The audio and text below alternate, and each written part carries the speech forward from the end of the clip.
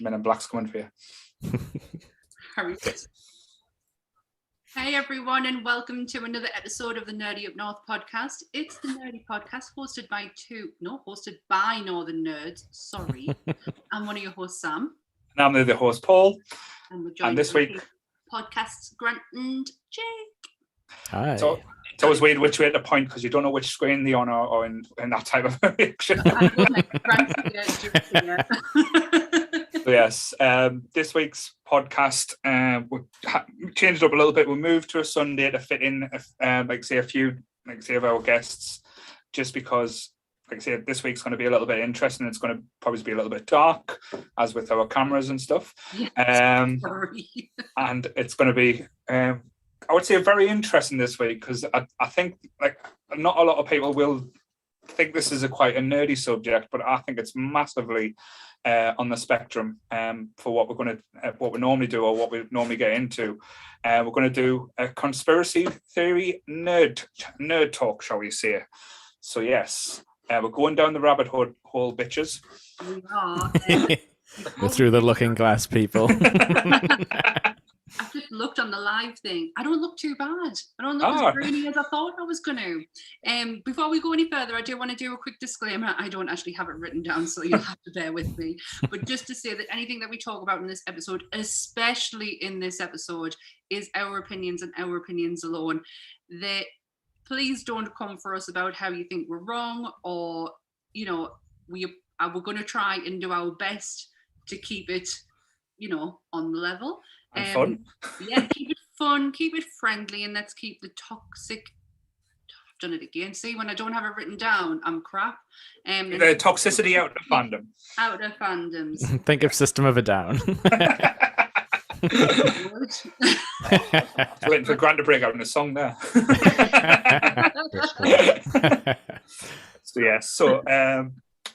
We did an X-Files episode probably a few months back now, but it feels a few weeks back, where we did touch on this, and we had a little bit of fun breaking down, a bit of conspiracy theories and things that me, Sam, and the lovely Vic enjoys and stuff. And it was quite refreshing, and we thought we'd make a topic about it. And as soon as we mentioned it, Jake and Grant were all over it. I think, if we were going to have a lone gunman type situation, I think definitely used to it, definitely in that van. As soon as I heard aliens were mentioned, I was like, "Oh, pick me." So yes, let's get started with the whole conspiracy theory. This delves into such a vast area of topics as well, and it reaches from the absolutely ridiculous to the ones where you think, that potentially does have some merit as well, and even to the point where there's certain elements to conspiracy theories in films and film plots I quite like the different take and different stories too as well. So hopefully we will touch on a lot of things there. So what I want to start off with is just getting what kind of started the bug of questioning the authority, or thinking that maybe there is something else out there that you weren't quite know of. So start with you, Jake. What kind of started the fire? And yeah, I'd say definitely as a kid, I would have definitely seen some X-Files when I was too young to see that. And obviously I wouldn't have been understanding much at the time, but the themes of the truth is out there, and how Mulder's the only one who nobody believes, and he's always trying to plead his case to the higher ups every week and getting his cases shut down and taken off him. But also it would have been that TV show, was it Unexplained Mysteries or yes, yeah, it would have been stuff like that where it was just there was never any clear answers to anything. It was always left very open-ended with the questions. A lot of people had amnesia in the 80s and 90s. If you watch it, there's not an episode that someone didn't have amnesia in that time period. And watch them now. They're so good. They still hold up. Oh yeah, terrifying when you're a kid. Oh, yeah. But yeah, I think that's definitely where it came from. I think there was a little bit of a boom in the 90s of anti-government sort of conspiracy shows, however real they may have been. I loved Mulder's, like every time Mulder was in the actual show and so in the X-Files, he had like a kind of like a childhood optimism. When he was given these cases and stuff, he always tried to believe, like, and we always had like Scully is like looking out and like trying to rationalize and everything, where he was like wide-eyed saying, "This is happening, this is real," and you kind of like went along with him on that. I love that element of the X-Files. That was kind of like a childhood innocence in a way. Yeah, you were always like, "Shut up, Dana." Just let him. Yeah, and they did it well. Where like half the times he'd be right, half the time she'd be right for a little while, and then obviously as the series went on, it was like, "Oh yeah, there's aliens." No. What about you, Grant? What was your step into the world of? Can I just point out? We're back on Gillian Anderson again, guys. Hi. Always end up back on Gillian Anderson. It wasn't me. To be fair, you're doing well when someone said, "Oh, shut up, Dana." When Grant would have happily said something to shut her up or help to shut up. A big smile. Obviously, X-Files a lot for me as well. Yeah, I was in my early to mid-teens when X-Files came on, like BBC Two in the mid-90s.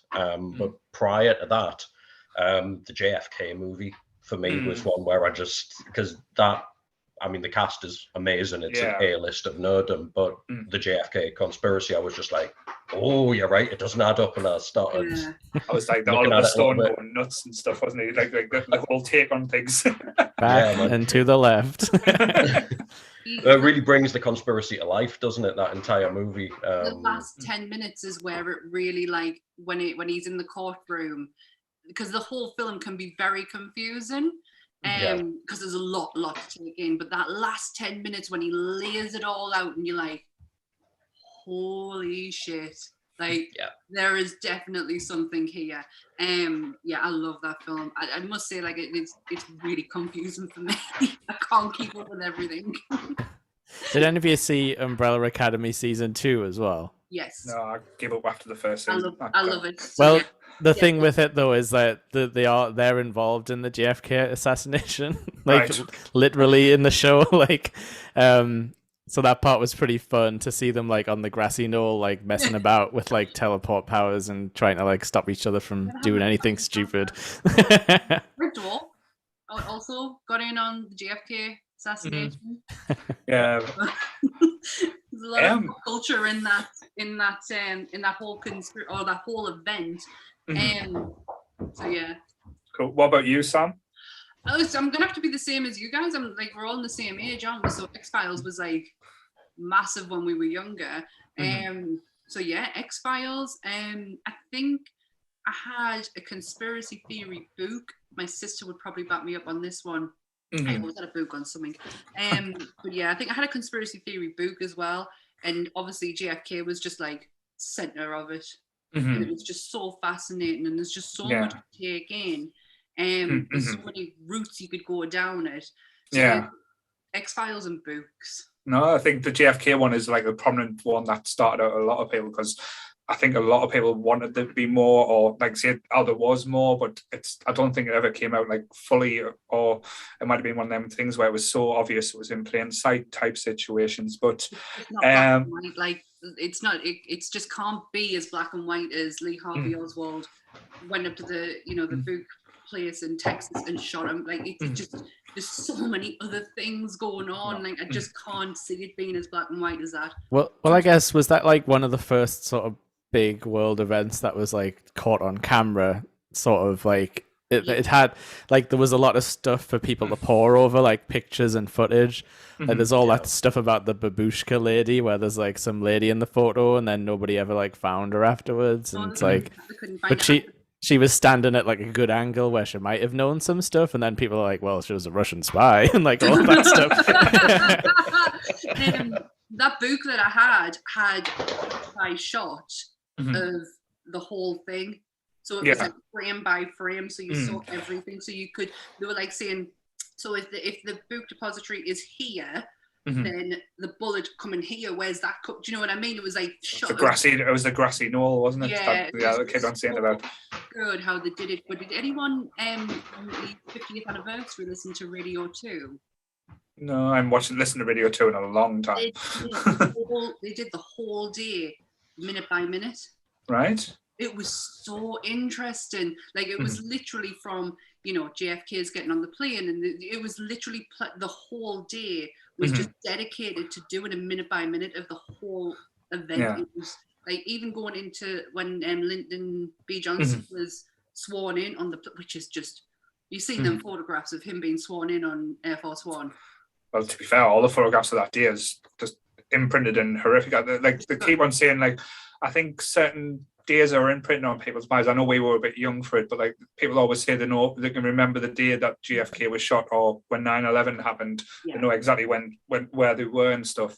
But I think before we delve too deep into that, because I think that's going to be like a rich subject to go into, mine was a little bit before the X-Files, if I'm going to be honest. It was a little show on Channel 4 that I think we only got one season of. And honestly, it was one of the best TV shows you'll ever see. Anyone want to guess?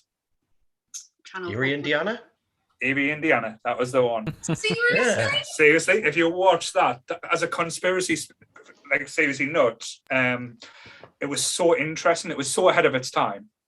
Wow. Just for the aspect and like the topics. I know everyone always goes to like the favorite episodes, like the Tupperware episode where Foreverwhere, where the twins get put on. But my mom's been living in for the last 20 years. It's basically a show about like, say, two best friends, Simon and Marshall, where Marshall moves to Erie, Indiana, this city, this place where it's so boring and nothing happens, but then it turns out it's like the creepiest and weirdest place in the world, where like dogs are planning taking over the world. They go to the world. Like, my favorite episodes where Marshall's dad's briefcase goes missing, lost. So he decides to find it, and he discovers this place where it's called, I forgot what it's called, but it's like a lost area where they're basically helping the economy go by not what they class as stealing, but taking things so people would lose them and buy new stuff. And that was the whole premise behind it. So, and had like the guy out of The Burbs in it, and the guy out of Gremlins, like the old bloke. But as a, like, say, before X-Files came out, this was as close to that type of feeling before anything. And like I say, it's an absolute crime that we only got one season of that, because it was absolutely well ahead of its time. But as soon as I watched that, that's when I knew I was like interested in like the weird and the wonderful. Yeah, it's such a good series. Yeah, like I said, my mum has been living in Foreverwhere for 20 years. My mum absolutely loves Erie, Indiana. Like, that was one of her favorites. X-Files. Like, my mum is a bit of a nut. Like, she loves the idea of a big conspiracy. We had like a similar show when I was a kid called Round the Twist. That was kind of like it wasn't the same, but it was like, two kids and weird stuff. Creepy as fuck. It was creepy as fuck. But yeah, that I would have definitely like seen a lot of that as well, and been like, oh, this is like, weird stuff's happening every week to like in this weird little. It was kind of like a coastal. Was it like a coastal city in like Australia or New Zealand? Yeah, it was. The theme tune used to stick in your head, was it? Have you ever thought like this? Strange things happen. Going round the twist. I wasn't going to join in. I'd probably get it. But don't you think that why would you not move from these places? Like, my mum watches a lot of Midsummer Murder, and you're like, why are you still living here? Like, all this shit is happening, and you're still living in this place. No, I'd be out. I'd be packing my bags and gone. Where's the fun in that though? It's like living dangerously. Living on the edge. But that was probably my first forte. Then moved into X-Files, and probably a little bit more out there. It wasn't really a conspiracy, but it was like all about alien stuff. The Outer Limits, that was more bonkers and crazy stuff than actually the X-Files, just because it used to be standalone episodes. I just remember the Outer Limits actually terrifying us at times, at like how scary, like say, some of the episodes, but especially when it comes to aliens.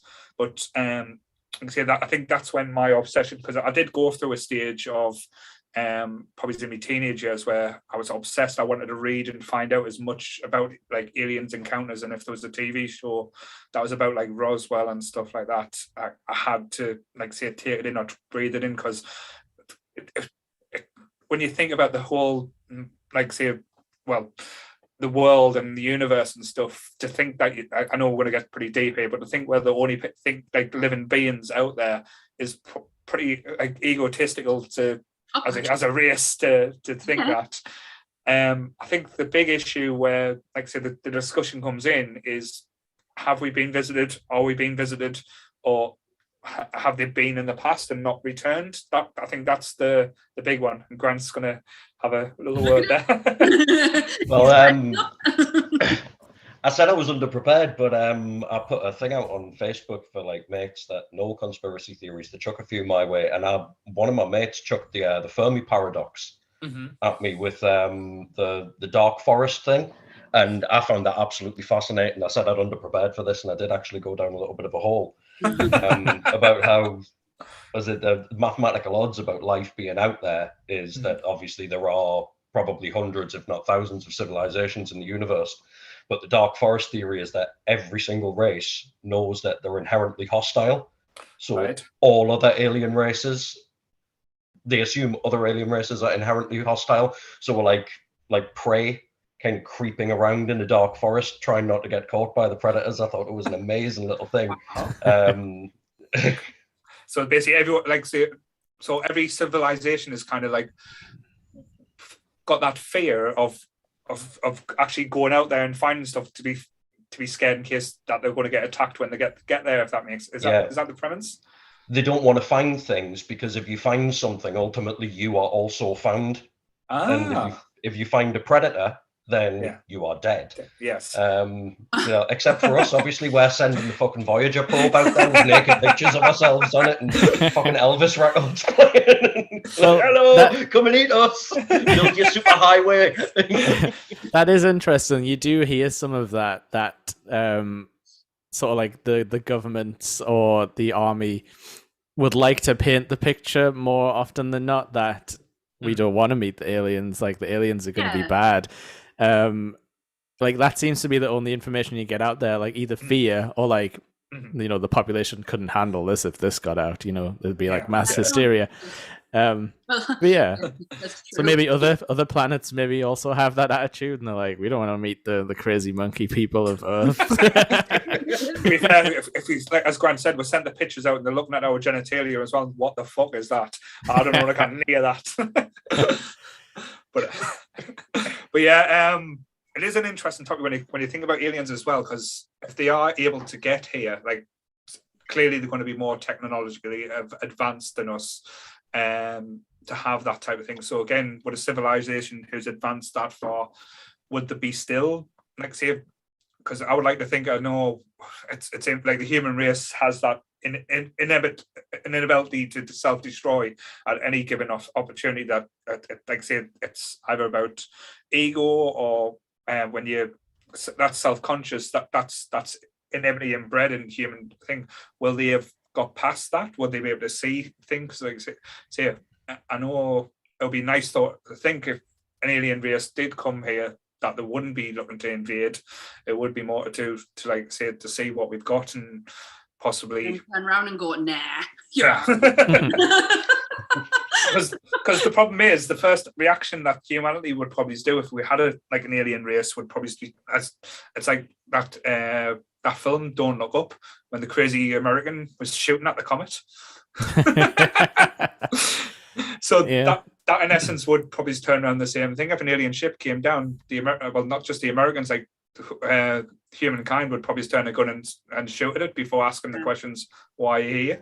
Yeah, I mean there is supposedly documented cases of people taking shots at Bigfoot and stuff like that. So if it was an alien like that, the army would have the missiles all pointed there, and what if they can detect that and they're like, oh ho ho, is that how we're gonna play it? That's like the two conspiracies that don't bother us. I'm not engaged in them. Is Bigfoot and the Loch Ness.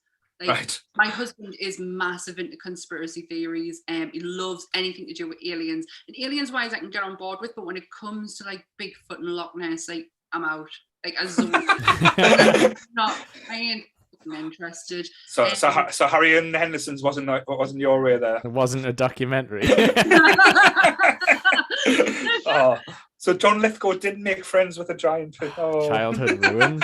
The Bigfoot one's interesting, right? Because I've heard some like interviews with either Patterson or Gimlin, the two guys who took that famous footage that gets shown around, and like I suppose they have made money out of it afterwards, which so you could argue like, well, it pays for them to make up a story. But like they sound dead genuine, and I think he's like 80 years old at this point, and I'm just like, I don't know why they would lie. It might not have been a Bigfoot. It might have been someone playing a hoax on them. Yeah. But it's definitely a weird video. Say that a good liar can tell the story the same way over and over again. It's the people who are telling the truth that can change and chop and change things, because obviously your memory starts to play like tricks on you. Like, did you say that? Did I do that? But a good liar will tell the same story every time. And there will be that's an interesting thing. I was like, I listen to a lot of crime podcasts. I'm nodding his head, so I'm like, I'm on the right track here. A good liar will just lay it all out, as in, because they've rehearsed it so many times, there's no error in what they say. But someone who's telling the truth will, the memory, you'll like start thinking back going, well, did I do that? Did I move to the left? Did I move? And your story will change ever so slightly. I think with the Bigfoot one, like well, not just Bigfoot, like when it comes to like the ancient monsters that say kicking about like Loch Ness, I always find it hard to get on board with, just because there's never any practical evidence.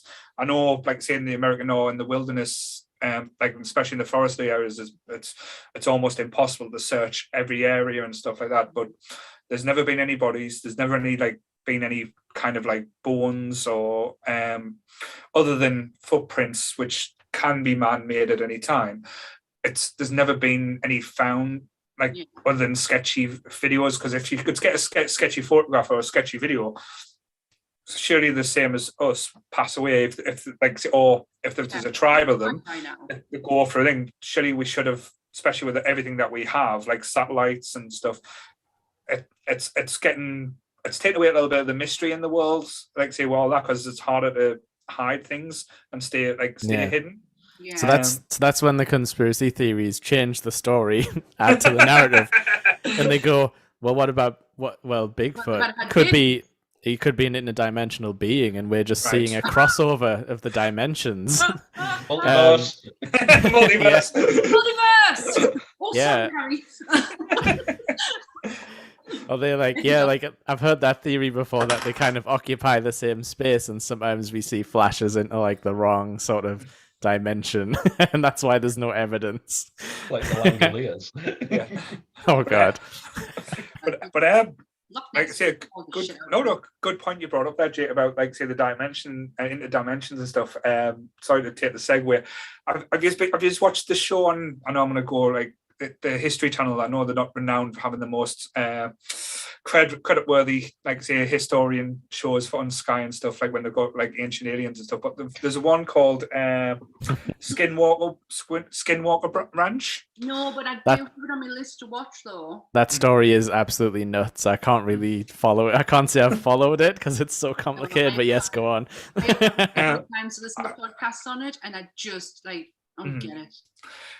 There's about 2 seasons of it out now, but it's basically this ranch in Utah, in the Utah Basin, where it's kind of half on like say Native American, or was Native American land as well, but it's such a bizarre place. It was taken over by like a billionaire, something Bigelow or something like that. I can't remember his name. I'll probably do a Google search in a second, but he bought it in the early 70s or 80s, done a shit ton of research, because this ranch has everything from alien sightings, cattle mutilations, werewolves, anything like say paranormal went on this ranch, and this tech billionaire done loads of research. Then he sold up to this other millionaire or billionaire, and they got this guy in from NASA who's on every single history channel that goes from like Curse of Oak Island to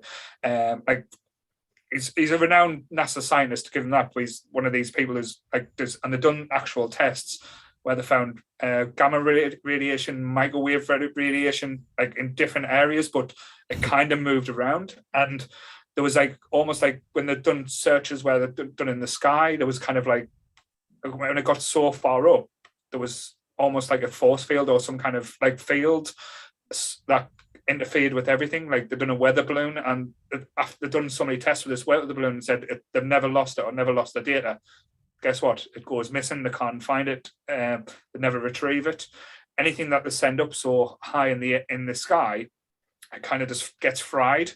And then every time they dig, things start to happen. Like if they dig in the ground, so they had like rules where they weren't allowed to test the soil or anything like that. Because one of the guys who was part of the digging things ended up getting like a huge tumor in the back of his head through like the radiation. And then if they went in this barn and stuff, there was like high levels of radiation just fluctuating, and they got people in, and they said, they think it's like a dimensional rift. That was one of the explanations, where these aliens would come along, and well, not aliens, like other beings from another dimension, and kind of interact with these people. Where, like I say, there was beasts that destroyed cattle. One of the cattle, like actually you see die in season 1. And they don't touch the body and they leave it. They get a veterinary out to test it, and it died of being scared. Fear killed the cattle, and then years later, the body still hadn't decomposed as normal. It was still like it was living, but the tissue hadn't aged or anything like that. So it was kind of like proper batshit crazy stuff going on in this show. But it's a very much produced like a History Channel show. Like if you've ever watched The Curse of Oak Island, it's very like loads of stuff wanting to happen, but you don't really get many results. But this one, you do get little bits of results. Like you see little things in the sky that they can't explain, which again might be camera trickery or might be thing, but it's, if anything, that if you like say the conspiracy theory side of it, it's quite interesting because they do actually record lots of these gamma radiations that shouldn't be there. Well, that's a really good segue to one of my favorite conspiracies, or government cover-ups, is the Arizona lights. With the lights in Arizona where they're in the shape of the triangle. Yeah, that was over Washington as well, wasn't it? Just the same time. It was first sighted in Arizona, and then it was sighted later on. And the government tried to say it was flares. Literally, they're in a triangle. In formation, In formation, not moving, not flickering. And the government tried to say it was flares. And I love going down rabbit holes on that one. I think it's so interesting, especially listening to all the footage. Because it's in a time when cameras they weren't great. But there was still, like, you could still make it out. Them lights are definitely there.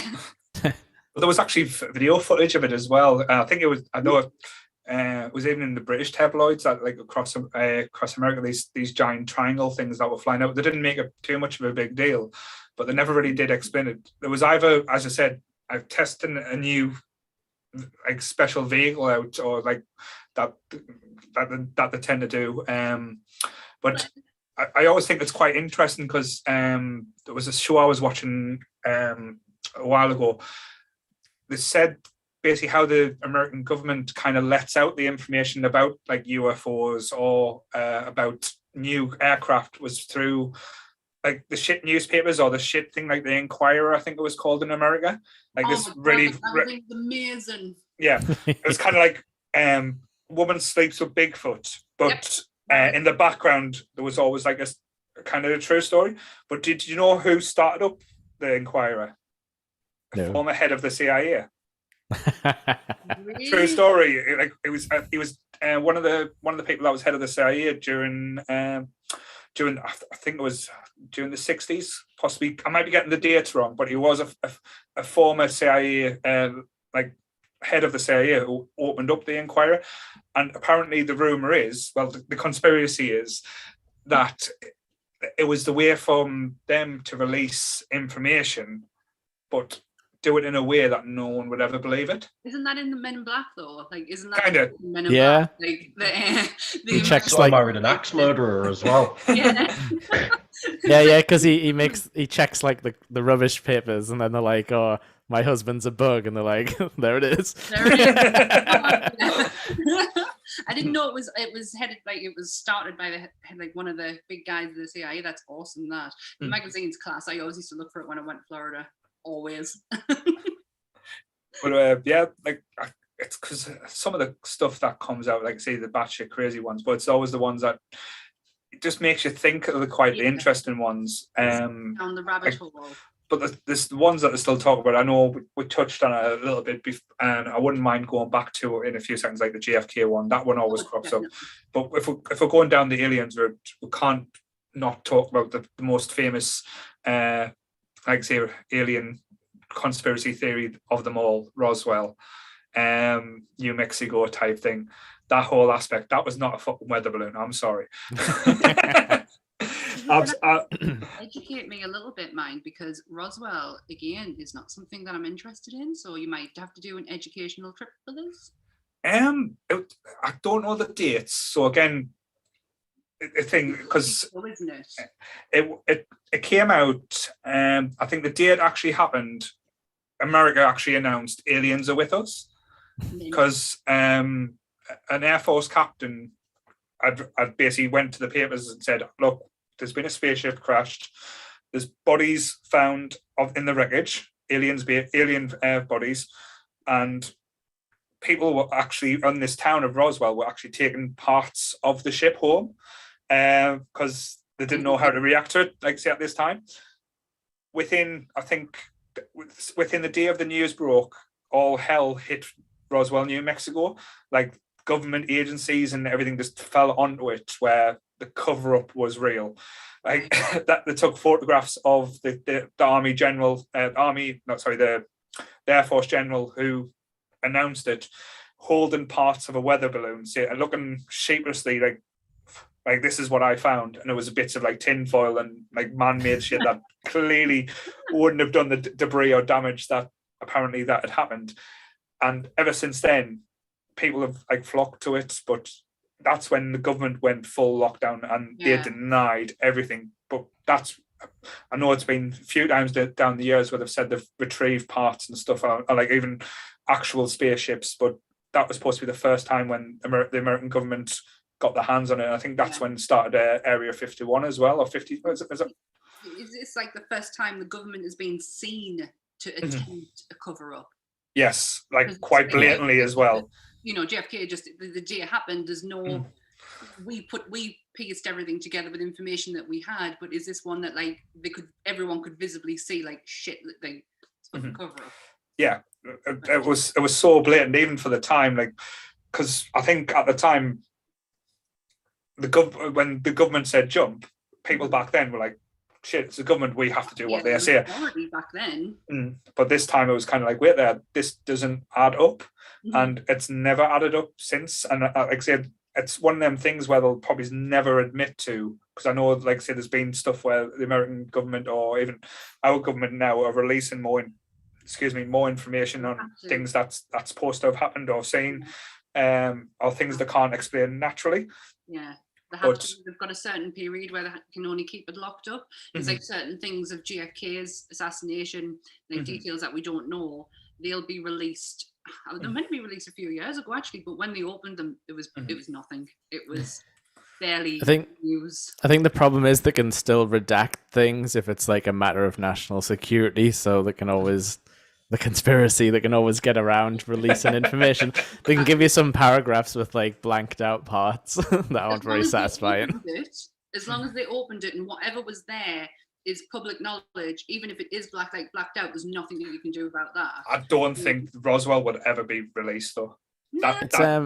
So like Roswell actually kicked off like that pretty famous like alien autopsy like tape as well, didn't it? Oh, like, that was hilarious.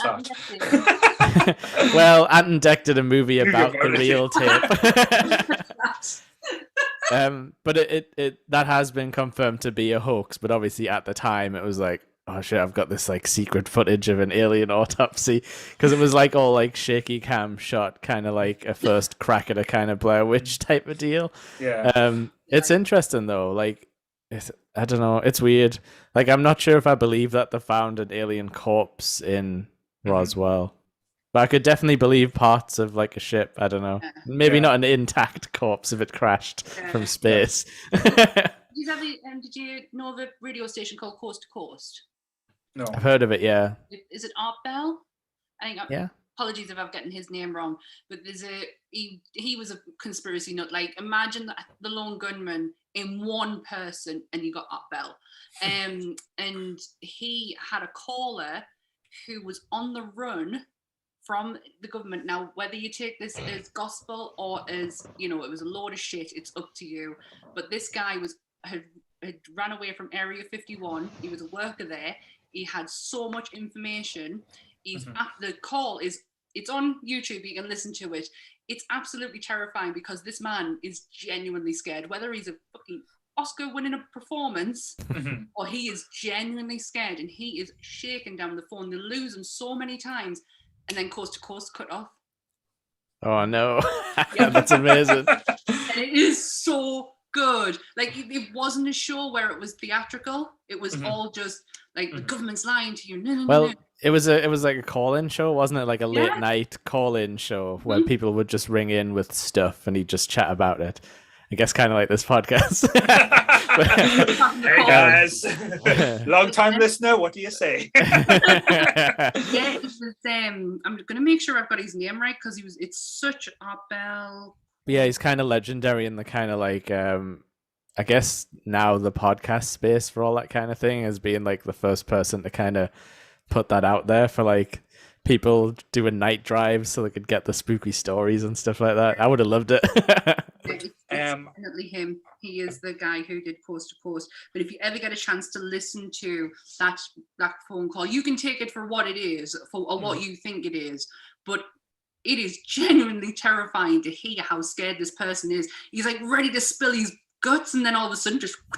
Oh no! It's going to happen to us. It's going to happen to us tonight. We'll hit on one thing, and the screens will just go black. Well, Area 51 is a strange one because they have released some files in the last sort of 5 or so years. Yeah. And it's all like very boring. It points to it being like an experimental aircraft sort of hangar, basically, where they would develop stealth technology. Obviously, you don't want your enemies to know about your new stealth technology because then it's rendered obsolete immediately. Yeah. But it's the kind of thing where like if you like walk up to Area 51, like they'll shoot you. Like they're ordered to shoot people who like trespass, and they'll send the Black Hawks. Even if you're driving down the road, they'll send like the Black Hawk helicopters out to like scare you away, and you can get arrested and stuff for driving near it when you probably wouldn't be able to see anything over a fence in the daytime anyway. So it's like, what are they trying so hard to like scare people away from?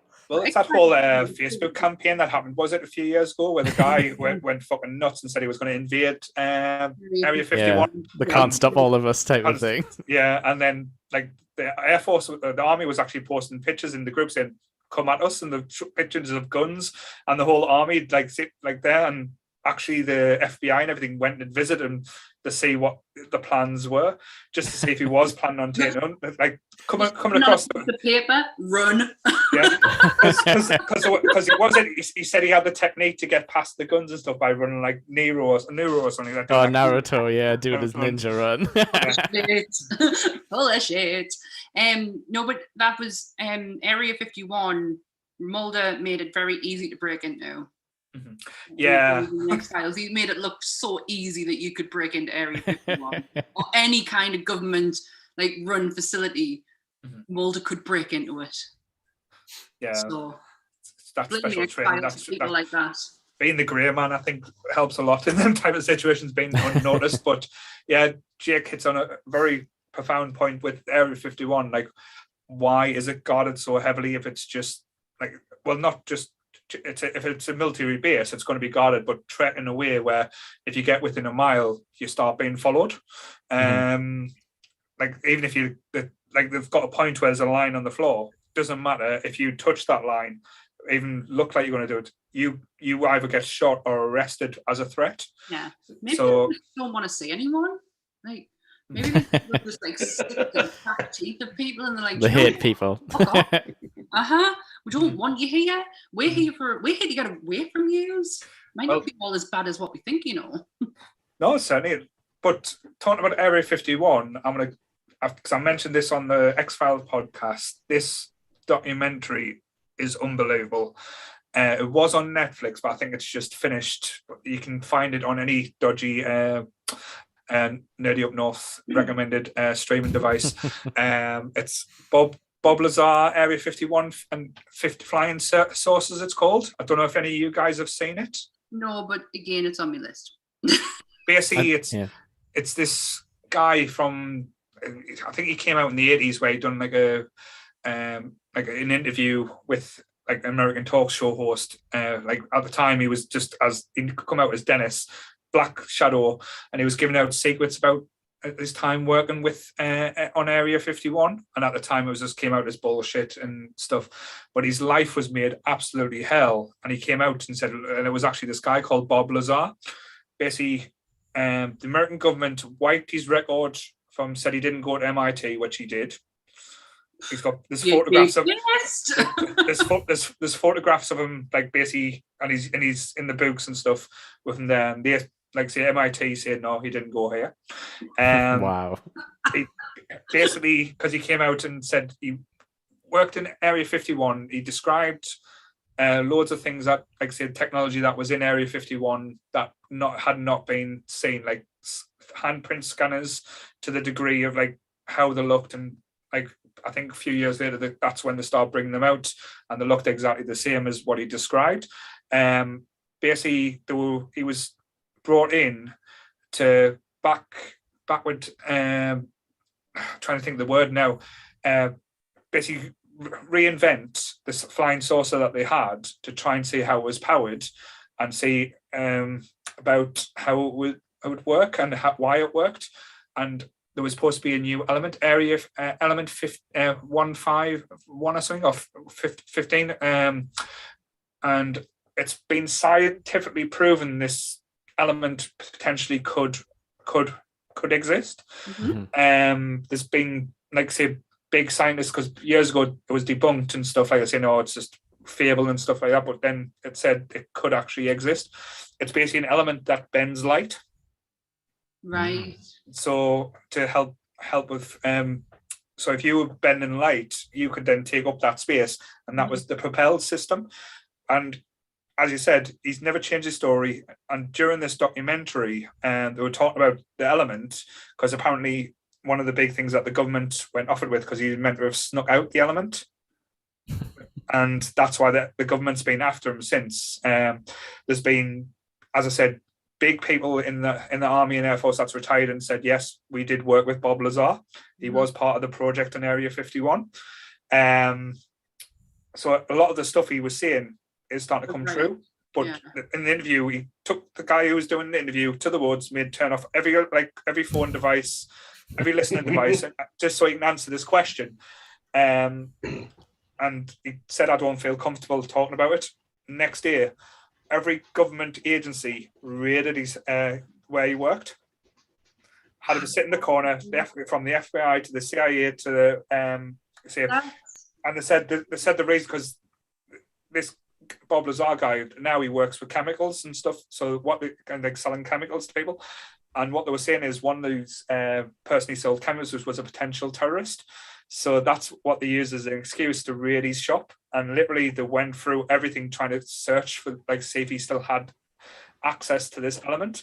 And he says the ordeal lasted for like about 8 hours, where he'd come in the morning, literally open the door. And as soon as he opened the door, he had people around him, like black suits, guns pointing at him, sat him in the corner, interviewed him, and literally tore his workplace apart looking for stuff. And just when one team of people came and left, it swapped over, and it was just a constant like say harassment.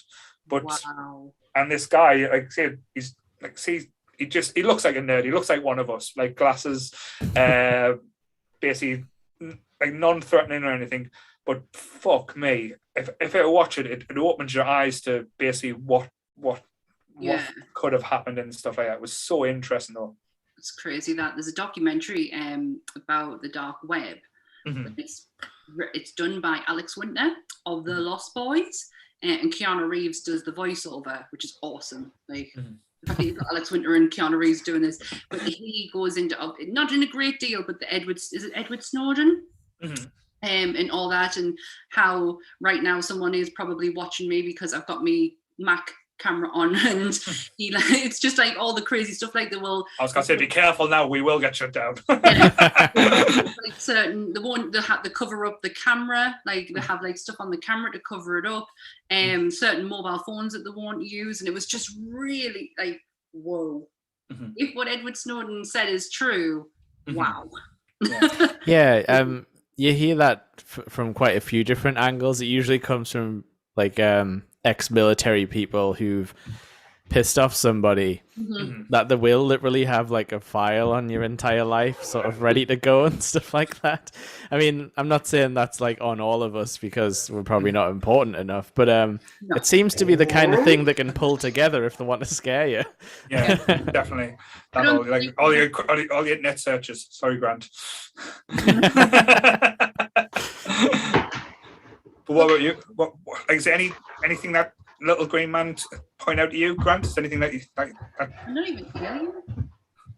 I always want. I don't know if you guys can hear that. Oh no, it's a devil dog. Bill Gates is controlling my dog, so I don't unveil the truth. Will you go and lie down? He's decided it's playtime. That's a government dog.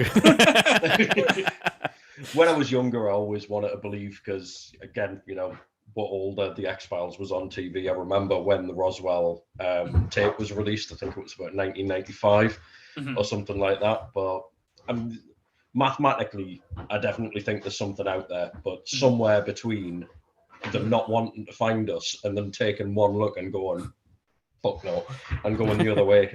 I don't think they've visited. I don't think anything's crashed or anything like that. I do believe there's something out there, but no, it's a good, like, because as you said, it would need a massive amount of like technology or like know-how to basically travel the distances that we're talking to find other civilizations. Like if we went out there, it would be probably not our lifetime. It would be like our children's lifetime before we get to like a place where the potential civilization. But that's when the things like hypersleep, is that physically possible? Is the speed the travels can go through, like I know like light speed, but what happens when you're going through so fast and there's a comet in your way that you can't really turn left to move out of its way and stuff like that. Apparently as well, like if you achieve like faster than light travel, you do age slower, so like, or the rest of the time keeps going at normal speed.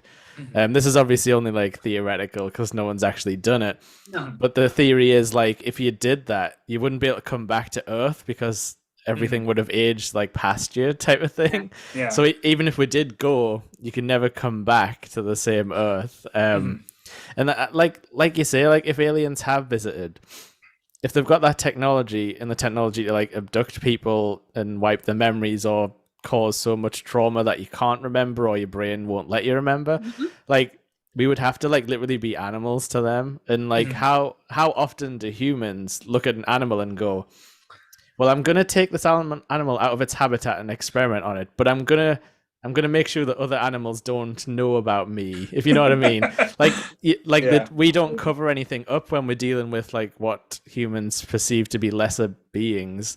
Like we just assume they can't understand. So you'd think aliens would assume we can't understand. If they just rip us out of our house, they'd be like, it doesn't matter, that guy down the street saw, because like how could he possibly understand me?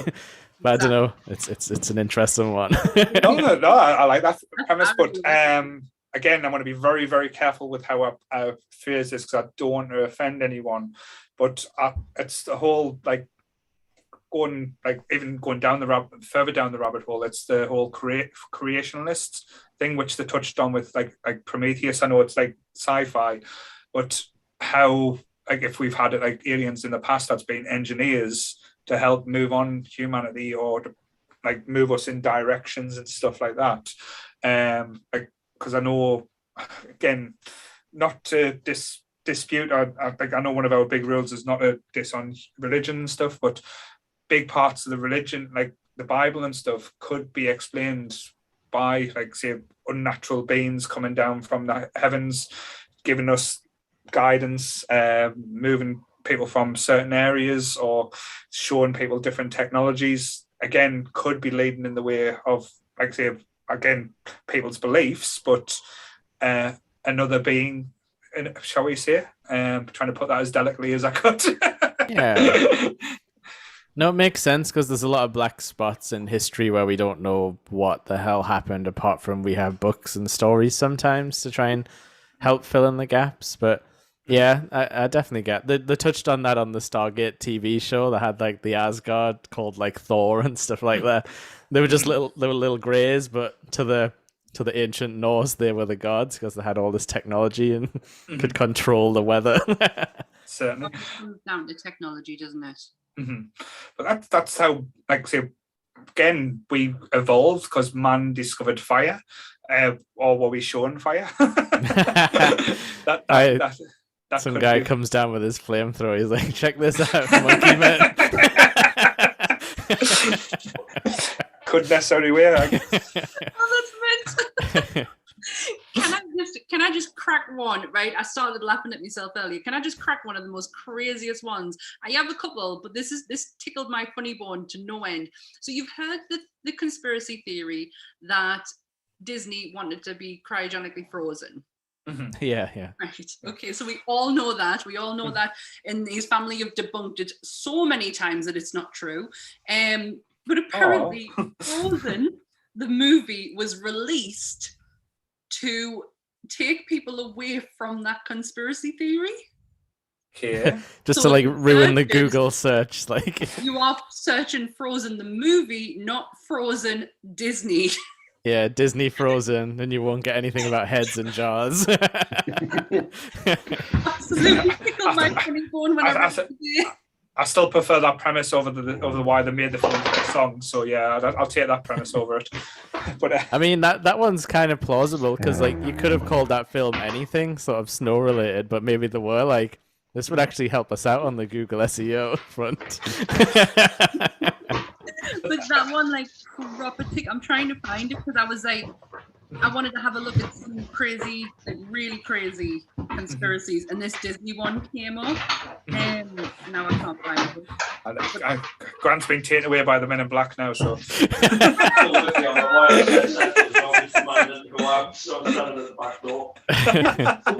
While Grant's sorting the cooches out, can I tell you my other two crazy ones, which you probably already heard?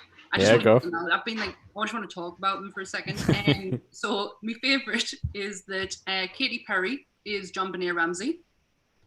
What? Go and Google it. It is out there that Katy Perry is John Benet Ramsey. All okay. Right. Yeah.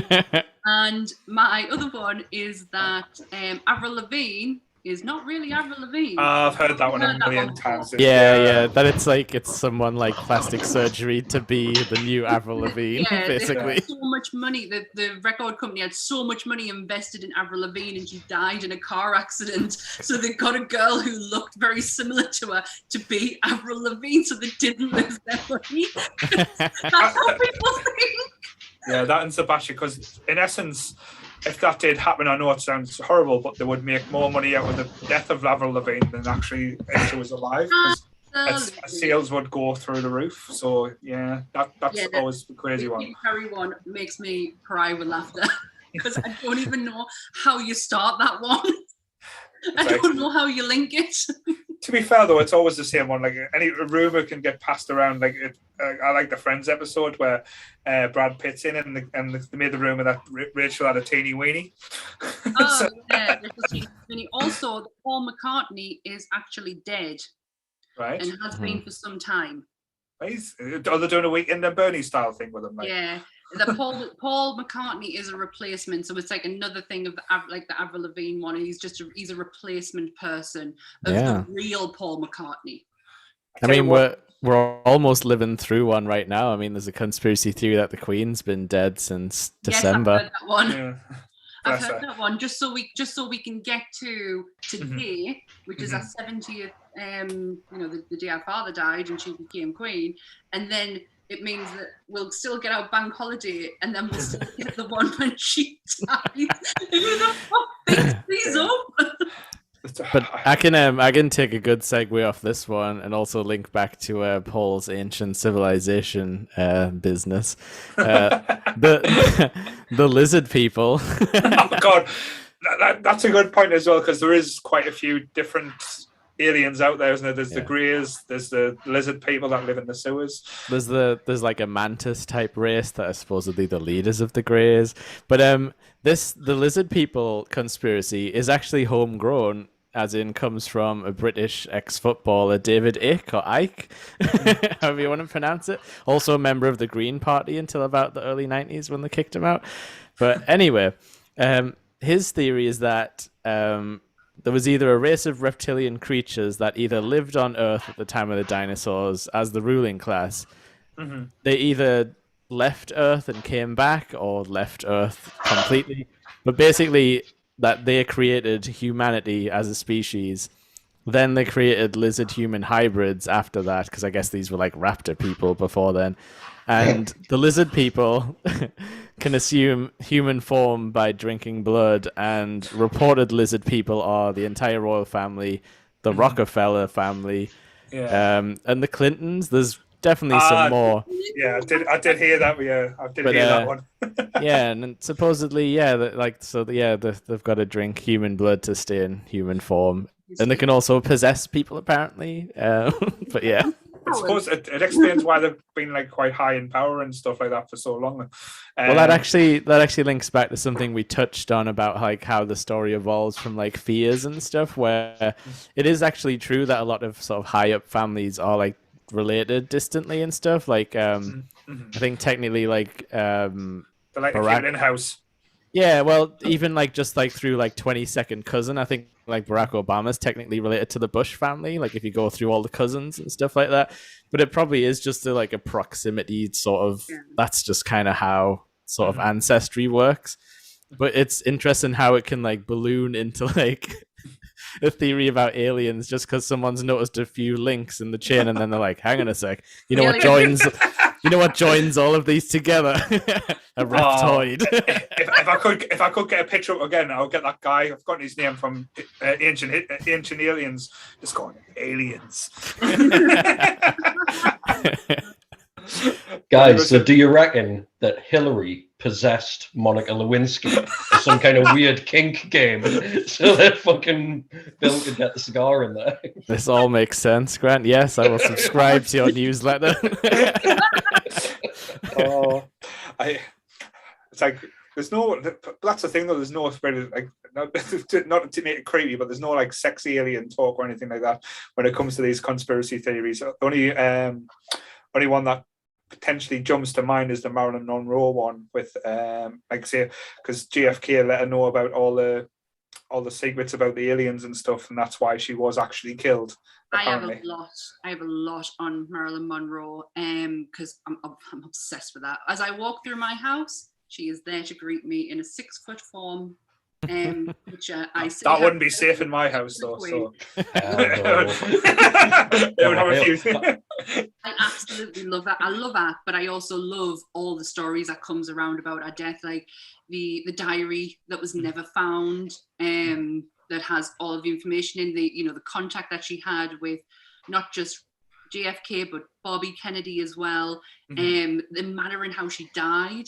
They think that because obviously she had the pills in her hand, in order to kill her in a way that wouldn't be detected when her body, because she would have had like a full autopsy done. She was one of the biggest movie stars in the world. They injected her, and I'm going to get a bit gruesome, but they injected her in her bum. All right. I wouldn't. In order for her, that's the only way it would be undetectable. I'm trying not to make jokes there with that one, so yeah. I would have been first in the queue for that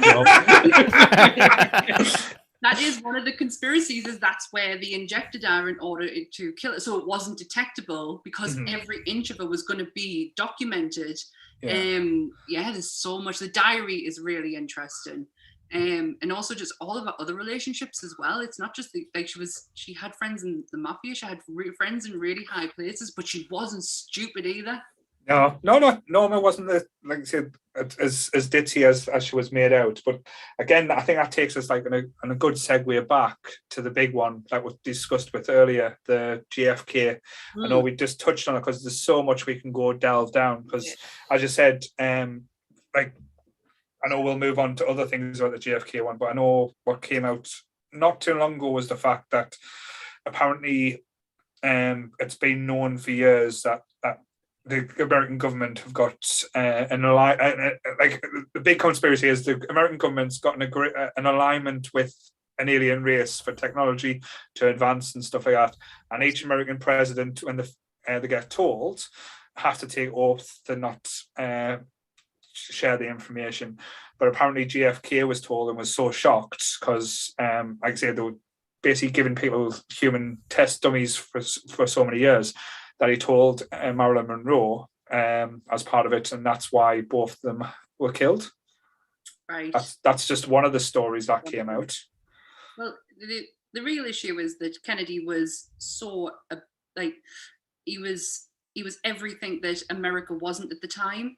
He was all about equality. He was all about making sure that that everyone, regardless of race, was going to take. Oh no, yeah, that's the sensible type of route. That's the sensible one. It was because he was everything that America, the part of America, wasn't. So that's the sensible look of it. Then you look at the really messed up stuff about it. Well, it was very anti-crime and anti-mob as well. And as I said, that was his brother. That was Bobby. Yeah. So Bobby went after the mob. Bobby did go after the mob. But that was the whole thing. Yeah, no, that was the whole thing with like I say, when Lee Harvey Oswald was supposed to be one of the parties that was killed. That was like the shooter on the grassy knoll, and that's why Jack Ruby was the one who killed Lee Harvey Oswald. So he didn't spill the information about the mob and stuff like that. But he said he did it because he didn't want Jackie to go through a trial. That was the reason he said it for, whether or not that's the true reason. The interesting thing that always got me is the time after the shooting, the time in how quickly the car was cleaned. It took them seconds. From when he was removed from the car, that car literally goes and is why would you clean it? Yeah, it's a crime scene at the end of the day, isn't it? They cleaned it out completely.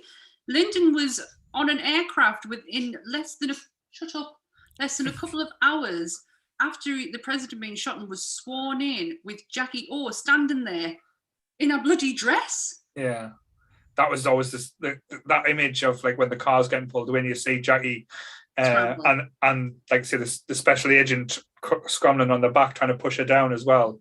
That was harrowing. But I know it's got we're talking about something quite serious and grotesque, but my favorite JFK storyline was Quantum Leap. Did you ever see I saw that one. Quantum Leap episode? It was because apparently Sam Beckett thought his role in the thing was to save JFK, but it wasn't. At the end, it's Ziggy tell him in history Jackie dies, not JFK. And that he reversed that, and that's where he could go back, and that's what he fixed in time. So it was kind of that was the element I quite liked about the Quantum Leap. I know we're talking about conspiracy theories, but talking about JFK, I can't not talk about Quantum Leap. You've also the servicemen who are on the car. So the car's fitted where there should be two people either side. You've got them hooks at the bottom of the car where they stand on them, and for some reason they didn't have them where they should have been, because if they had, might have a different outcome. You might not have had him being shot, but the Secret Service being shot, just because of where they were positioned, where they should have been positioned. So there's little bits like that get me interested.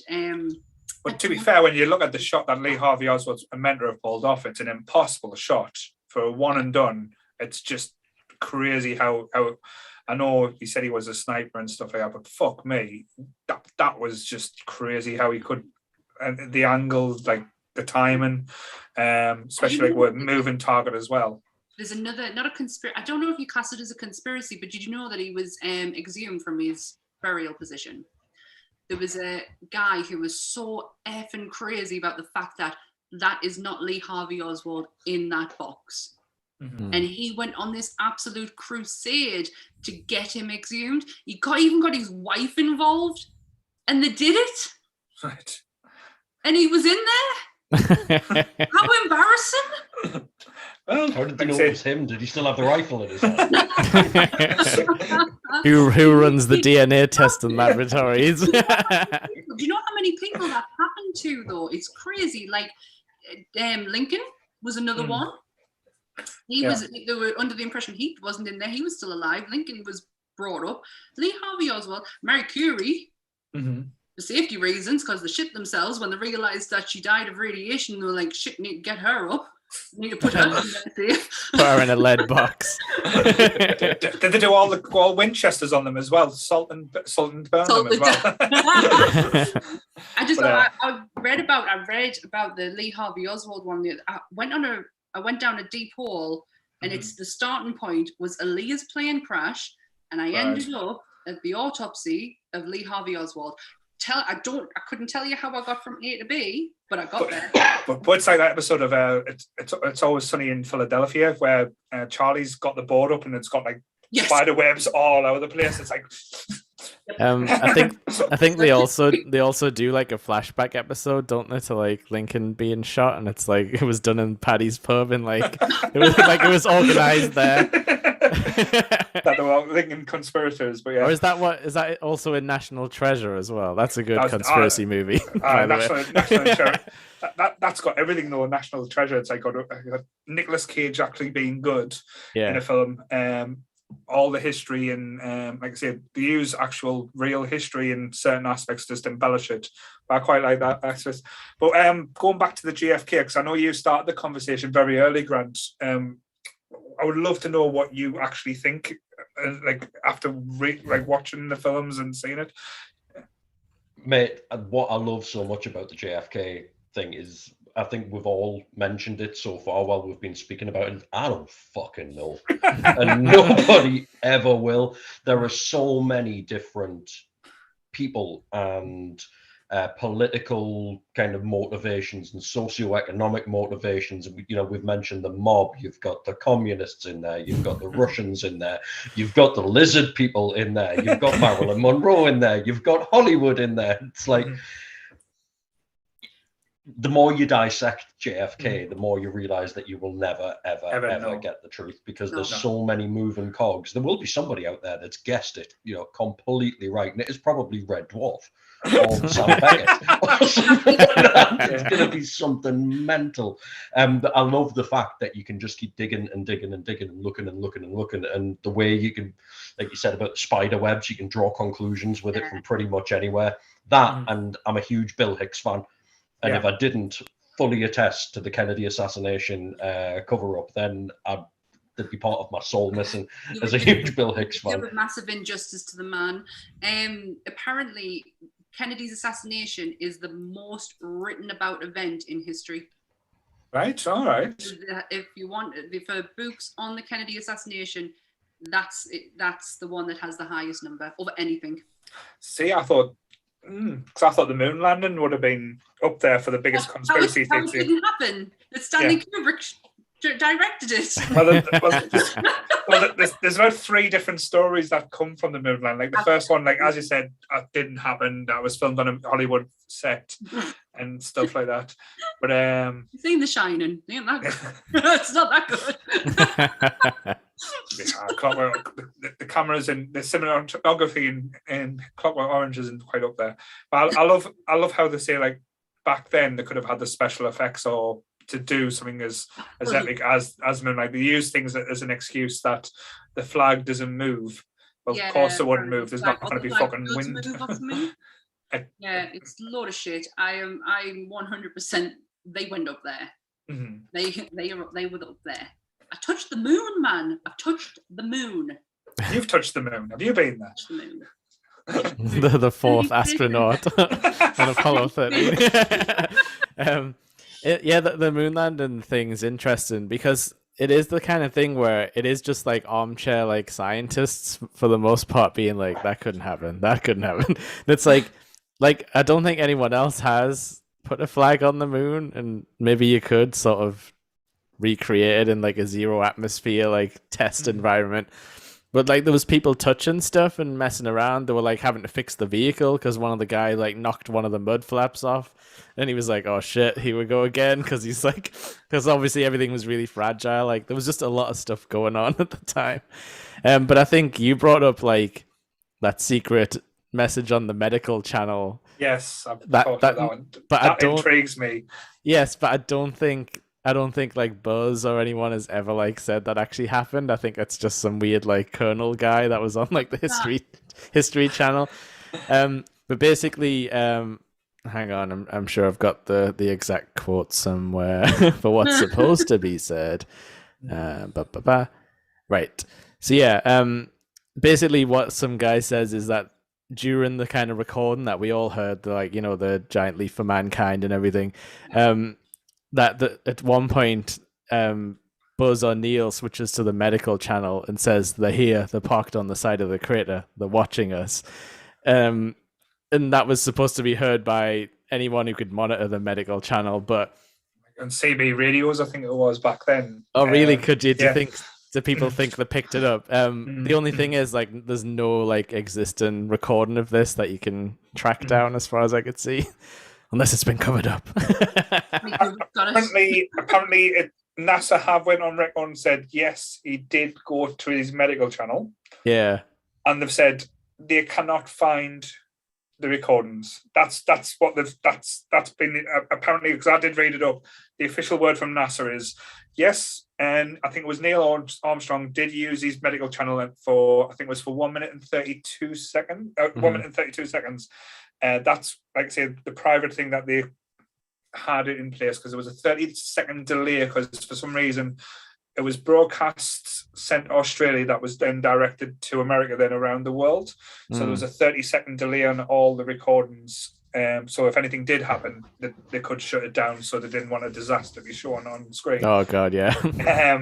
But apparently other things that were a bit off about it, and because I know it's not an exact science, but apparently they almost use all the fuel on landing on the moon because they overshot by 1.5 miles, and they don't know if that was intentional to get closer to where these things were meant to be. Because apparently on satellite photos and stuff like that, when they look at the moon, there's always like when they release the images and stuff, there's areas where it's kind of like being overly photoshopped.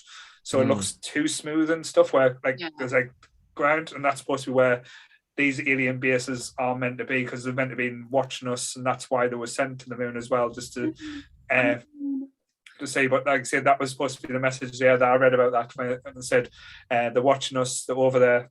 Like, but again, no hostility or anything like that. So it just makes you wonder if we've got telescopes now so powerful we can see the far reaches of the solar system. Why can't we see like the moon in such graphic detail, or in Mars, for example, and they're not releasing like say these type of images? They're just playing a really good game of hide and seek.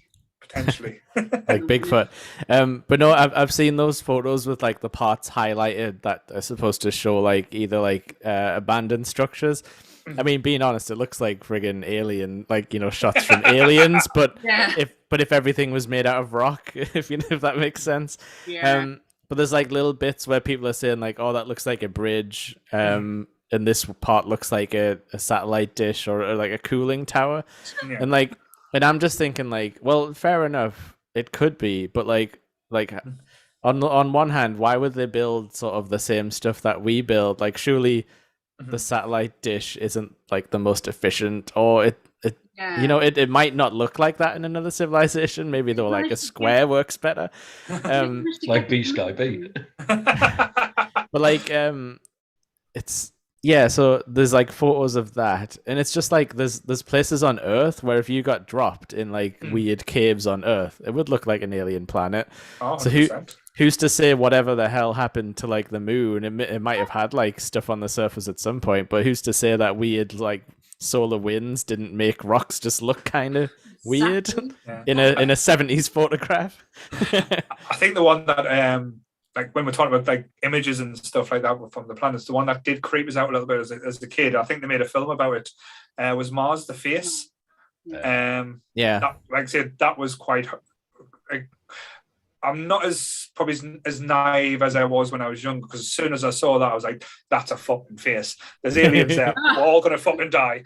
But like it's Unicron, the Transformer. Like it's just waiting to transform into some giant thing. Like I say, that's where the aliens come from. They're all giants. He's got a head.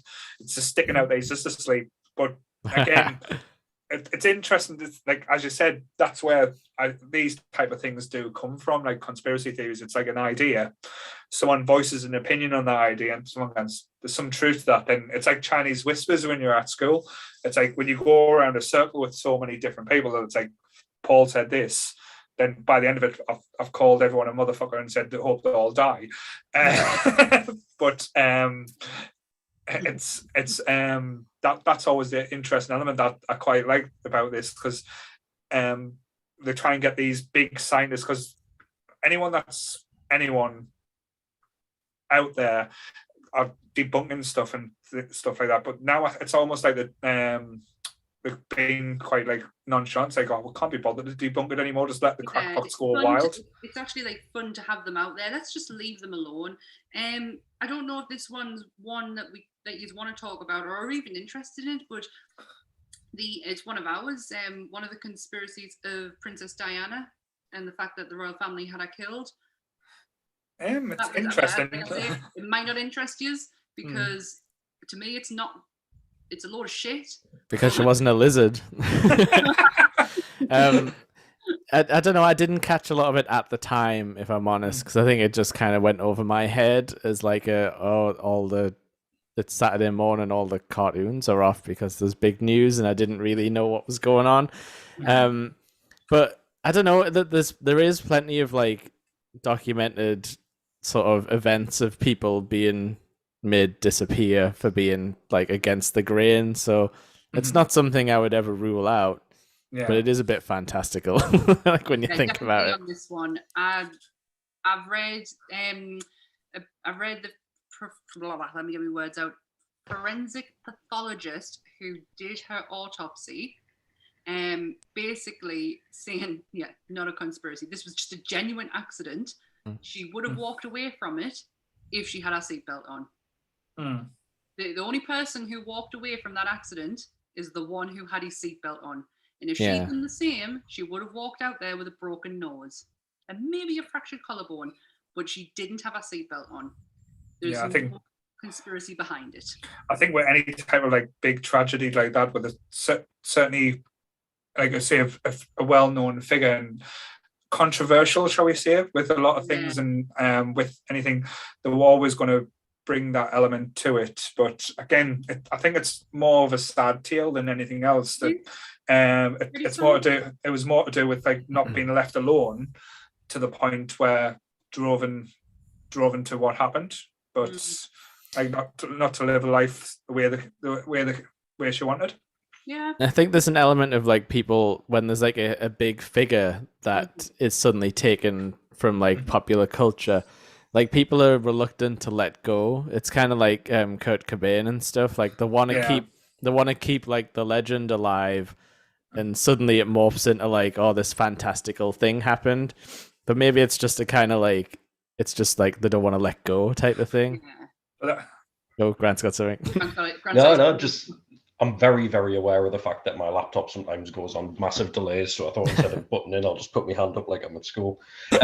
Just what Jake's mentioned there is one of the little bits that I got thinking about in relation to this, and Paul's already touched on it with aliens coming down for creationism and all that kind of thing. There is an almost pseudo-religious element to certain conspiracies when it comes to the likes of Elvis and there's ones for Tupac as well, where people, they haven't been taken, they're still alive, they're going to come back, kind of thing. And I think there's an element of that in Diana, as well as that people want to speculate because they didn't want to believe that she'd gone, because there was a huge part of the population that adored the ground that woman walked on. It's probably not advisable to literally adore the ground, given how much time she spent walking around in minefields and doing all that amazing charity work and what have you. I thought you were going to go something different there, so I'll give you credit there. Thank you. I've seen everybody's eyes drop the minute I said that. Where's he going? I reckon it was an accident, but Massive. I think possibly the Queen was maybe thinking about it anyway. I've just had because thoughts there was of a lot it. of what she was doing. Philip. She was on the phone and the news broke, and she was like, "What? I'll cancel that. It's already happened." I don't understand where the gain is for the royal family to bump her off. She renounced her titles. She wasn't a member of the royal family anymore. She besmirched them. That's the thing. I think that's where it comes down to. Years ago, before civilized times, what she did probably would have been Henry VIII, chop her head off, move on. That probably would have been why these type of rumors come. But I think Grant's probably hit the nail on the head. It's about grief and not letting go properly. Yeah. I know they made the jokes in Men in Black, which again probably would be a good segue in a few seconds. Elvis didn't die; he just went home. Yeah, because like I said, that was the thing. But I think the same was said about Buddy Holly and stuff like that at the time. Anyone who kind of stood out or kind of wasn't, the norm, that kind of put either special or they couldn't let go. But then you get the whole was it the 27 club where all loads of famous people have died when they're 27, like Kurt Cobain, was it Jimi Hendrix? Janis Joplin, Amy Winehouse, Mark Bolan, Amy Winehouse as well, all passed away at 27. So again, it feeds fire into people's opinions and conspiracies. Yeah. It's just, like I say, an unfortunate age. But like I say, a lot of people that do live in that lifestyle to the excess probably wouldn't live much longer than that, especially with Jim Morrison in that category as well. I think Morrison was a bit older, wasn't he? I could be wrong, but because I know he got very bloated and looked a lot older. He looked like he was in his 40s when he probably wasn't. My sister's texting, she'll probably tell us I'm wrong soon. Yeah, but I think with say again, another one big conspiracy theory is Jim Morrison, how he apparently didn't die the way he did. He posted died in a nightclub in Paris or something, and then the nightclub owner didn't want the club to be known as the place that Jim Morrison died in, so him and the security staff dragged him back to his flat and left him there to die or something like that.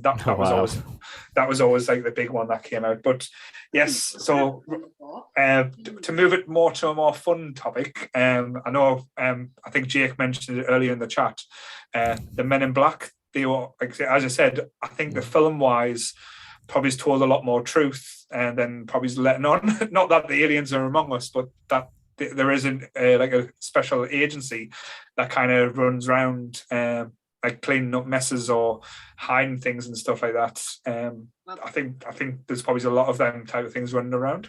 And listens to many podcasts where that you'd be debunked on that one, and there is these agencies that are here cleaning messes up. That's all they talk about. Like I say, Ant is a nut for this kind of thing. I can't remember what the podcast called. It. 2 Australian guys, and they cover just so much. And they have done an episode on the Men in Black.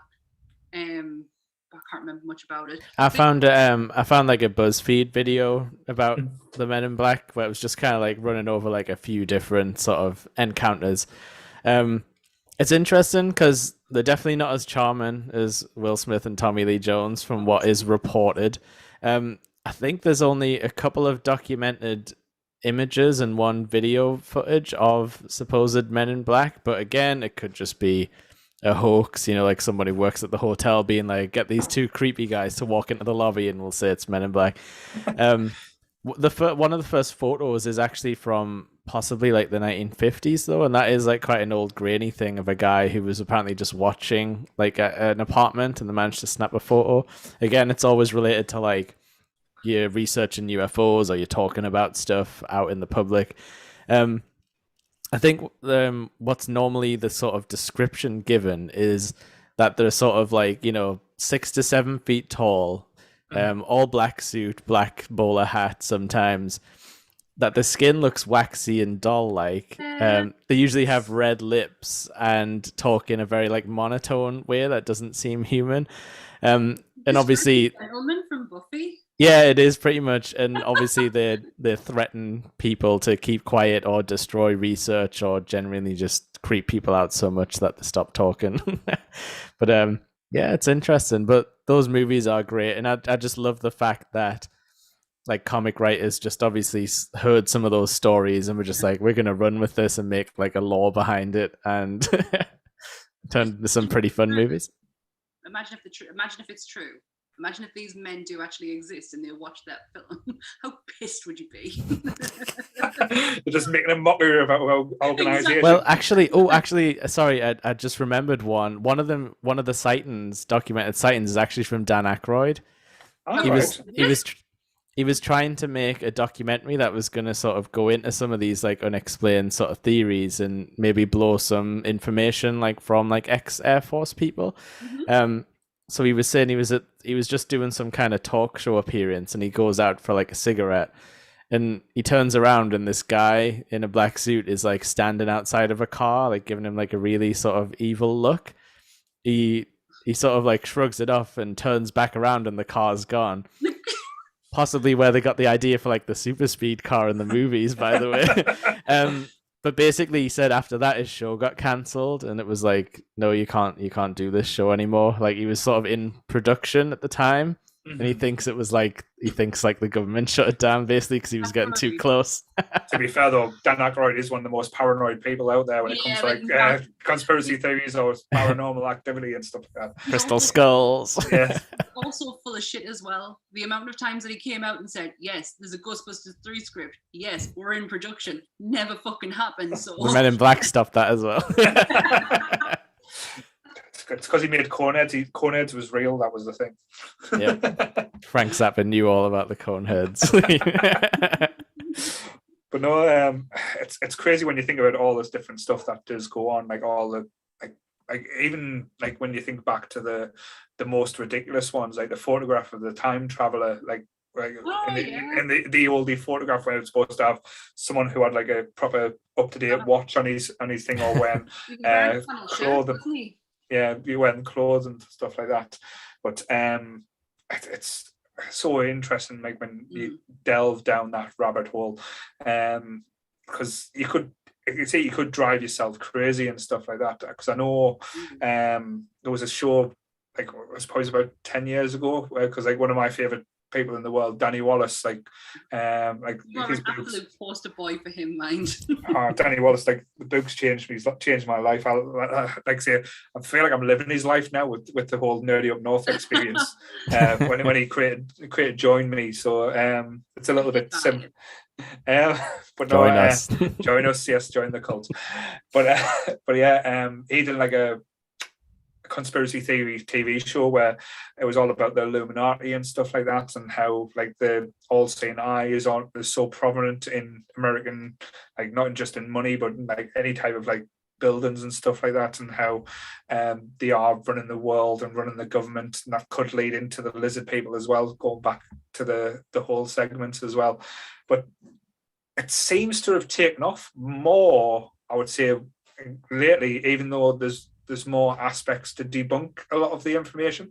Like we've got so much access to, like say, the internet now gives us unlimited access to any information around the world. People have got camera phones and like instant access to internet on them phones as well. So it's harder for them to hide that information away and kind of hide it away. But it doesn't seem to be any more credible information, if that makes sense as well. It seems to be still like dining out on the information that we've had like 20 or 30 years ago. We're just re-going over it, aren't we? of what we already know. Can I just go into just one thing that I don't know, again, I don't know if it's definition of conspiracies, but it is interesting. Have you ever heard of the radio sites where they just do the beeps? Oh yeah, like the number stations. The number station, that's it. Yeah. This like is so interesting. There's like a famous one that you can listen to. I can't remember off the top of my head, like the designation. It's something like UBXV20 or something. But basically it's just this weird sound that kind of comes. It just sounds like radio static, like a buzzing, and then it'll stop and then it'll do it. But it's like, on a set timer. And I think the running theory I heard was just, it was like a sort of, it was sort of like, if this signal goes out, there's a problem. It's like a signal to be like, if this stops, we need to do something, fire a nuke, who knows? But I think they're literally like, I don't think anyone knows where it is anymore. It's kind of one of those lost knowledge type of things. I went down a massive rabbit hole of doing the going through them because there's loads of them. It also led us into, I get freaked out by weird audio. Have you ever seen when Max Headroom interrupted Doctor Who and nobody knows how they did it? It's from the 70s. So the Max Headroom, the MTV thing. Yeah. Check it out on YouTube. It literally, you see the Doctor, I think it's on BBC America, and the episode's playing, and all of a sudden this guy just comes in with the mask on, starts doing dances, starts looking like he's defecating, gets spanked, and then all of a sudden back to Doctor Who again. It's mental. Also the Russian cosmonauts, when they're coming back into orbit from space, that audio is absolutely horrifying.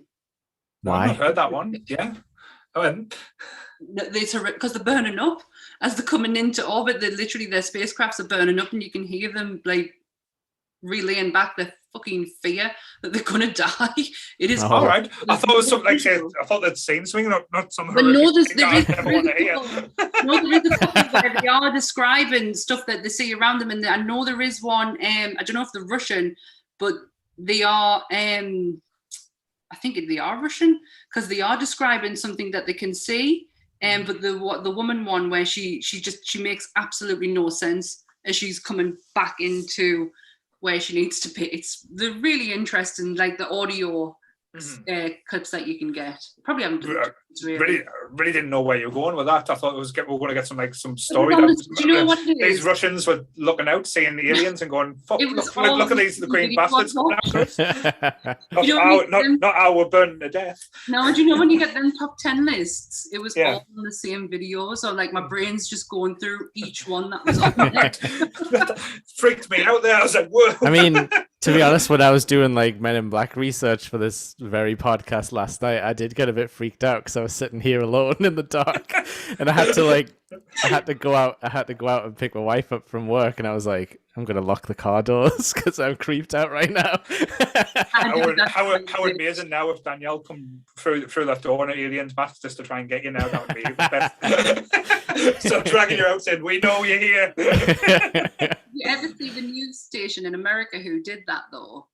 Who held a serious press conference about an alien aircraft that supposedly landed in their town, and they bring out the alien, and it was so funny. It wasn't. It was a senator. It was a senator who'd basically been lobbying, saying he was going to get the truth if they elected him in. Oh wow! He was going to get the truth about aliens, and they elected him, and he went, "I just want to say I've got the truth with us now, and I've got one of the aliens with us." And they brought out someone in a mask, and shit went off. And honestly, it kicked off. But like throughout his campaign, he was very like saying, "We need to know the truth. Aliens are among us." Like proper, like so that people were saying, "Yeah, this guy's going to get us." Like say the belief and stuff, but it was so bizarre, like say, and so over the top as well. Like even the press felt uncomfortable with it.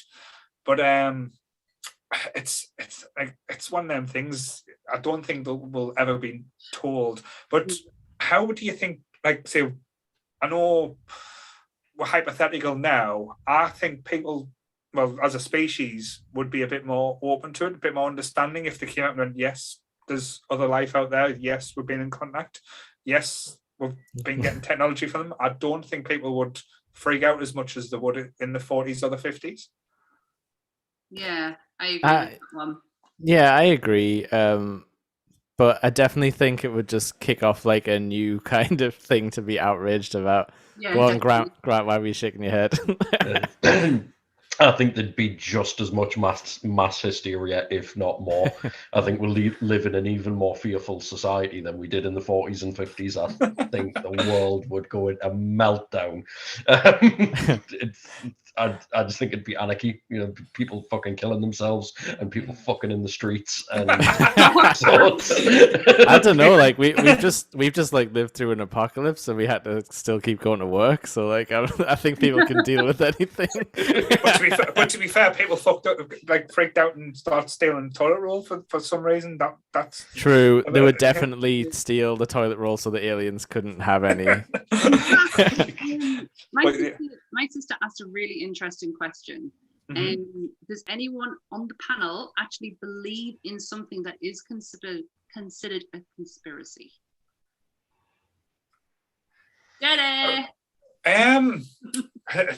It's a hard one because to believe it 100%, no. Because I think with every element, there's a part of truth, there's a part of lie, and I don't think as Grant said earlier, there'll be a million theories, and one of them theories will be correct. But it's like picking a needle out the haystack. I would love to believe that that aliens are among us. It would make more sense than the fucking shit show that we've got at the moment. But again, trying to keep myself on point. But other things like science has disproven so much about like Bigfoot or these other beings, or even things as like ghosts and stuff that can be classed as like conspiracy theories in a way, or like say a different type of theory. I'm a very much show me evidence and I'll believe in it. I'm interested in it, but I'm probably going to be the Dana Scully of the podcast here now. Sorry, guys. No, I agree. It's like there's definitely like there's value in like collected theory. Like I'm not saying everything has to be done in a sterile environment by a scientist to be true. But it's one of those things where like the more you look into stuff, like either the less the conspiracy makes sense, or it just becomes more and more likely that it's like the boring answer, like the thing that you would sort of expect.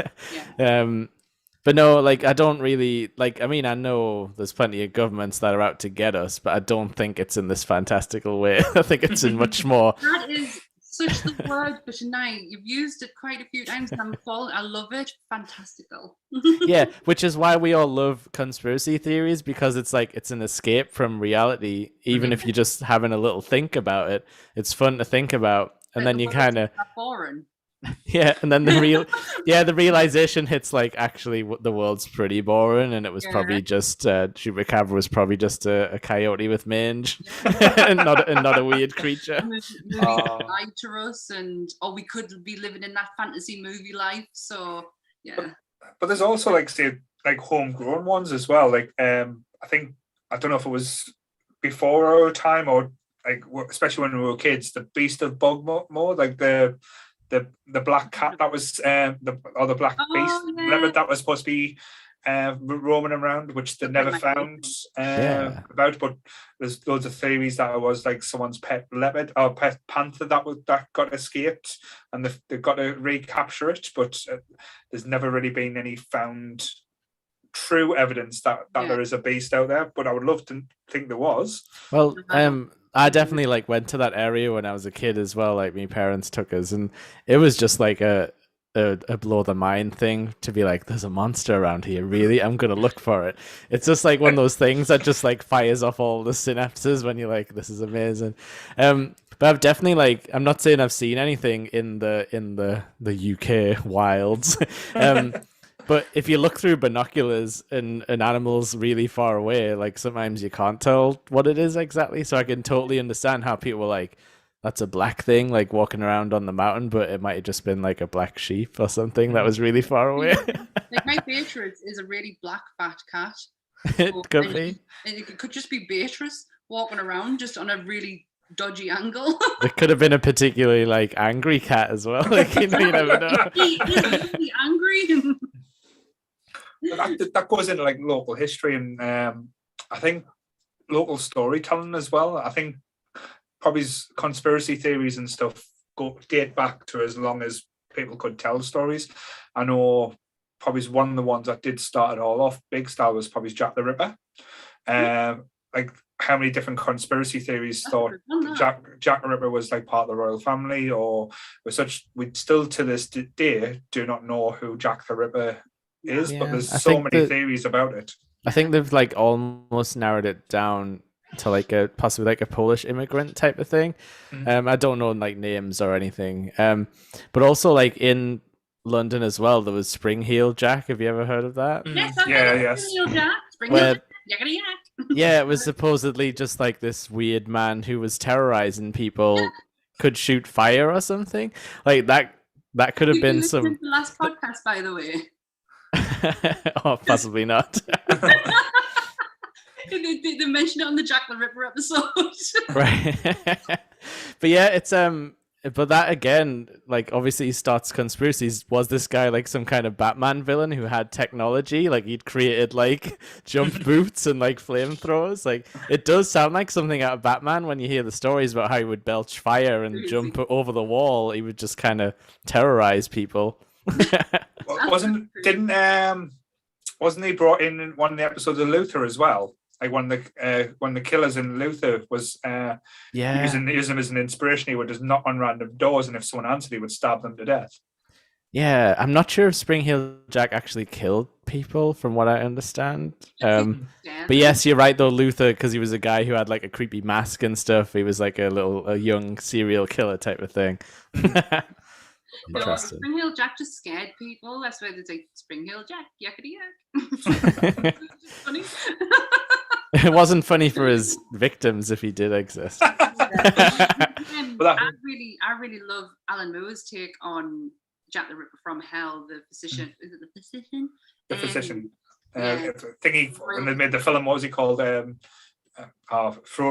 not Frodo. Bilbo the Baggins was the killer. Yeah, Ian Holmes, and it was like it was a royal doctor who was the one who was carrying out these crimes, because the prince used to was a very promiscuous man who liked his ladies, his ladies of the night, and this doctor was the one who basically got rid of them. Yeah, like the cleaner. So yeah, I do like that one, but I know that I didn't realize that this was a job. That actually people sit there and try to figure out who Jack the Ripper is. That's their job. Just sit in a room with each other and just talk about it.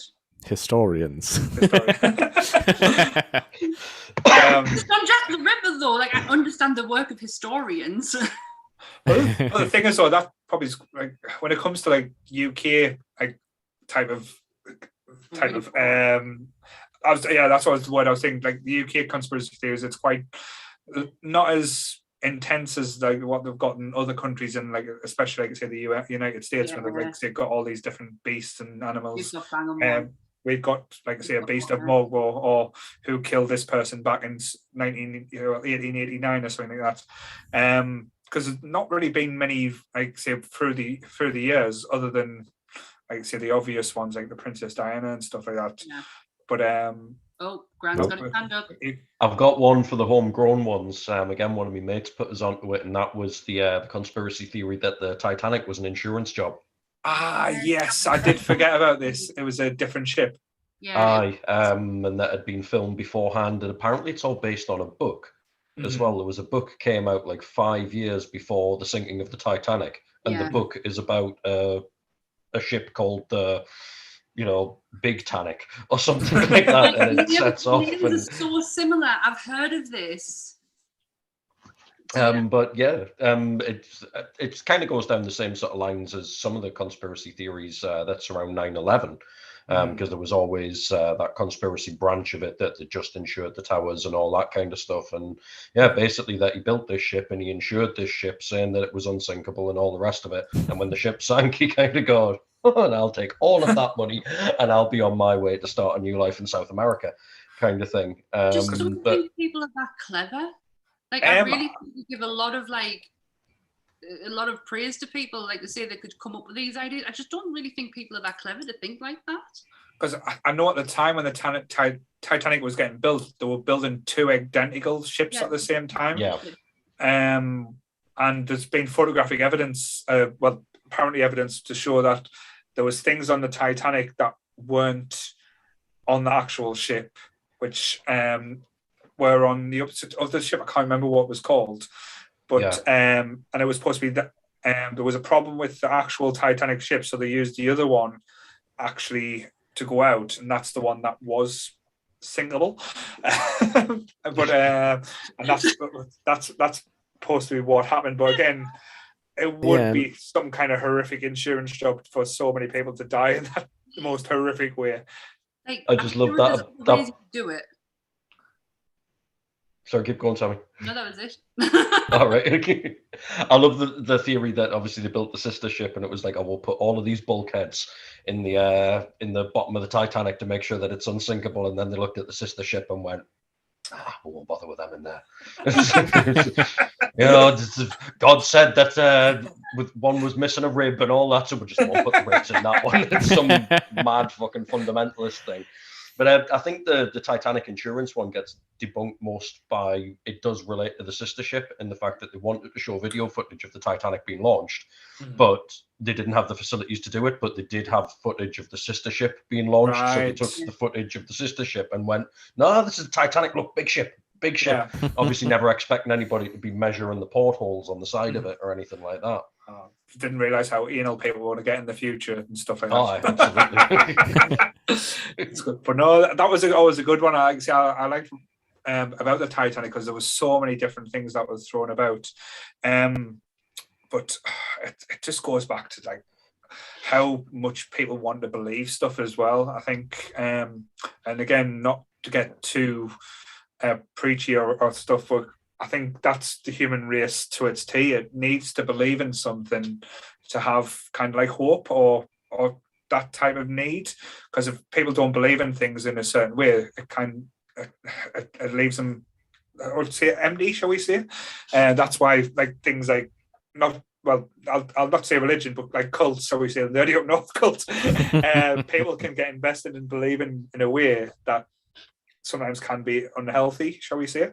I'm trying to do that in a way where it's not slating off other people's beliefs, because I don't want to start in a whole what you've just described there as well. Conspiracy theories and fandoms kind of go hand in hand because it's a way of like it's a break from your own reality. And you're creating like something to make things more interesting, but then like fandom does exactly the same.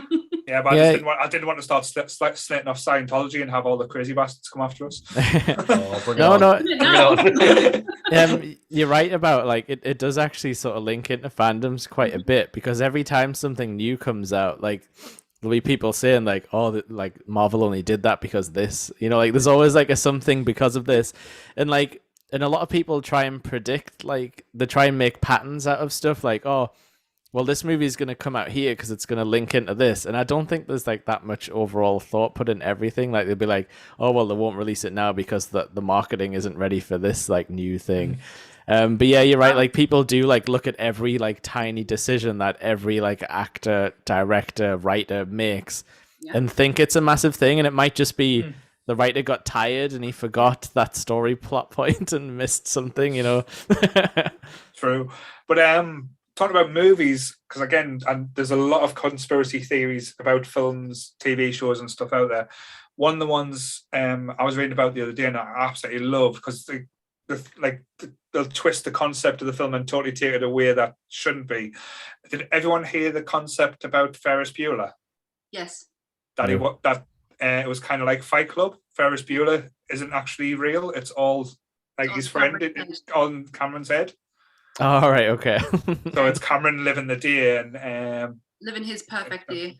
Yeah, and that Ferris is just like his imaginary thing in his head that's going round, and like because little things like they say, like best friend wouldn't let his girlfriend strip out naked in front of his best friend and be okay with that. And certain things, aspects, and how Cameron destroyed his dad's car at the end was just him letting go and being Ferris as well. So allowing the Ferris to come into him. The Greek story makes me laugh. There's a few there is a few like dark fan theories like that, but they always seem to end up being like the character was dead the whole time, like as if that's like the darkest, most interesting thing you can think of, like the character was in a coma the whole time. Because there's ones about Pokemon, like the anime, where it's like, oh, Ash is put in a coma when Pikachu first shocks him at the end of like the second episode or whatever, and it's like, oh, well, don't you notice how all the characters' demeanors change towards him? And it's like, yeah, because that's the progression of the show. Like, he's making friends. He had a traumatic experience, and then they got through it, and now the show is slightly different. And it's like, I think people have done it with Harry Potter as well. Like the Hogwarts team are like nurses in the psychiatric ward and stuff like that. Yeah. Oh my God, how bad is that? It's like Harry's had like a psychotic break. He's not actually going to wizard school. It's like yeah. I don't know, I like that. But Charlotte pointed out one in the chat, one of my favourites as well, just remind us, Peter Pan being the ferryman for all kids who passed away to show them heaven. Oh, that just makes me go cold. But they all come home at the end though. Because they never really leave us. We've got one like that with Alice in Wonderland as well. There's always a lot of people jumped into Alice in Wonderland, and it's been, is it really an adventure, or is it all a dream, or is she completely batshit crazy in a straitjacket in a Victorian insane asylum? I would watch that film all over the place. Though. Absolutely. It's the American McGee computer game series runs off that principle. Right. You've got his first one was called Alice, and then the second one is called Return to Madness, and it is very much based on the fact that Alice is absolutely out of her mind. Some of the imagery in it is absolutely incredible as well. No spoilers, go and play it. It's a bit of a clunky platformer, but they're doing a TV show of it. Yeah, they are. Yeah, they got announced last week, didn't it? Yeah, I didn't play it as a kid, but I got a lot of love in the Facebook group. A lot of people were like all for it and stuff. But yeah, I would watch the hell out of that, like a crazy Alice going down as I've mentioned a few times, down the rabbit hole of just proper insanity and drugs induced mayhem. So I suppose the following the white rabbit thing could lead us on to like the people that think the Matrix is like a real thing, that we are in a simulation right now. Same list as me today. No, honestly. But yeah, like I don't really know the particulars about why or how, but I don't know. Like it's just one of them things. Like how could you make a computer simulation that could do this? That could simulate us talking through a computer to each other. It's just silly. I like the idea, but that the premise of the Matrix after the first film disappeared up its own arse of importance. But too much to take serious at all. Yeah, but these people genuinely believe that the Matrix is real and that we're all living in it because our lives are that boring. They need something else to make sure that there is going to be an escape at the end. I do like that. I like the line in it when Neo's out in the Matrix and they're eating food and says, "Why does everything taste like chicken?" Maybe they didn't know what this tasted like, so they made everything taste like chicken. That was always the good premise. But yeah. It makes much more sense in a 90s setting, like a simulated world where there's less like, but anyway, Woman in the red dress, there to distract you. But I like the whole premise of deja vu as well. Like being a glitch in the Matrix, that was always quite a good premise. But like one of the funniest though, and Charlotte did bring it up in the podcast chat earlier today, was the whole 3 men and a little lady conspiracy theory about the ghost The in the ghost. window that Yeah. went on for years, and it was just a promo for Ted Danson's last film or something. That was There's a cardboard left cutout of him. Yeah, he brings it in earlier on in the film and then puts it there, and that's what you can see. But I do remember that one. I lived for that. I'm really gullible. So to be fair, you did help us start up a cult without realizing, so it's fine. Yeah, I'm complicity. really gullible. So I take everything, and like the poltergeist one, like I still live for that. Like the fact that the whole set was cursed, and Yeah. I love stuff like that. But I need so many films have got that type of like element, like that bleeds into a little bit like the urban myths type aspect, where like I say, The Exorcist was supposed to be one of the most cursed films, like the Superman films as well. Like after it was supposed to be like a cursed set. Every Superman's died in quite apart from the most recent ones. So maybe 2 have died in like horrific circumstances. Like George, who played the first Superman? Ben Affleck played in a film. George Harrison. Was it George Harrison? Not George. No. His name it's George something. Oh no, it's George. Yeah, because he died very, very young. Very mysteriously. Yeah. Really mysteriously. And then obviously Christopher Reeves had his accident. And the lass who played Lois Lane ended up in an insane asylum for a little bit as well. Yeah. She had a breakdown. Yeah, she did. Marlon Brando. He didn't have a great life. I'm not blaming Superman for Marlon Brando. I'm sorry. I wonder if some of those just obviously like we were saying before, it's like you can connect the dots and like, oh, these guys all worked on a film together. That's the connection. But I wonder if some of that old like Hollywood superstition comes from like actual like real life things that went wrong. Like, isn't there some John Wayne movie where they shipped in radioactive sand from like some nuclear test site, and a lot of people on set got cancer from the radiation? So I wonder if it's like a little bit of the Hollywood like mystique where it's like, yeah. There's also a movie that's cursed, like a movie script that's cursed. It went through a few actors. The last one it got was John Candy. It was the Western he was working on. Wagon Teeth? Oh no, what's it called? Like that, yeah. And he died on that. But apparently it's like been a filtered script that's changed and gone into other people, and other actors have died from it. Like, it's a long time ago since I heard this one. But yeah, it's like a cursed movie. Wow, it's like the videotape from The Ring, but in the script form. No, was it that said James Dean's car he crashed in, Little Bastard? That was always a cursed car as well. That anything happened, anyone who drove it, bad things always happened to it. Yeah, it's in a museum now, I think. Like, it doesn't get touched at all because they do think it's like cursed. One of those guys from Ghost Adventures has like a haunted items museum, doesn't he? Zach Baggins. Zach Baggins in Las Vegas. I want to go more than anything. That would be so good, wouldn't it? He's got Bela Lugosi's mirror, which apparently is like haunted as fuck. So you supposedly stand in front of it and shit happens behind you. Nice. He's also got Jack Kevorkian, his van. He's got a lot of murderabilia. Like,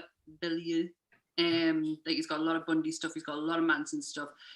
I don't particularly agree with half that shit, but he does have a lot of like interesting artifacts. Yeah, I would be more interested in like the haunted items than actual, popping up murder shit. Yeah. You see, I would definitely go and have a dance around with Annabelle, so that's fine. Oh, you're not allowed to take Annabelle away from its owner for too long. But like say when it goes, like say talking about things like that, I know it's not classed as, I would say, conspiracy theories, but I think it leads in a lot into it was like say a lot of the urban legends that was told around about in American time, like things like Bloody Mary, saying like in the mirror so many times. I think Candyman lended a lot to that. Yeah. But like say about the things about like say having been in the gold gas station and the weird gas guys trying to get your attention, but all he's trying to do is tell you that someone's in the back seat of the car and stuff like that. Well, stupid though, I'd listen to them.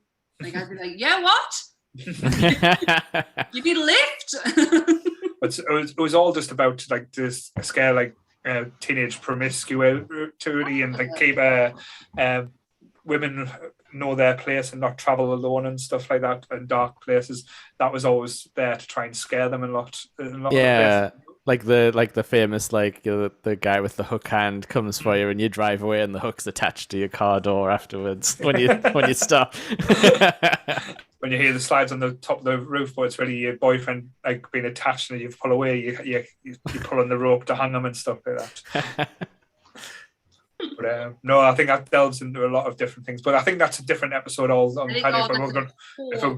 Yeah, I'd like to do an urban legends episode. I've definitely got some research. Tales of the unexpected. But no, I think we've been through, I'm scared that the government's actually going to come and get us soon with the stuff we've kind of divulged. But Ventura, whichever one comes first.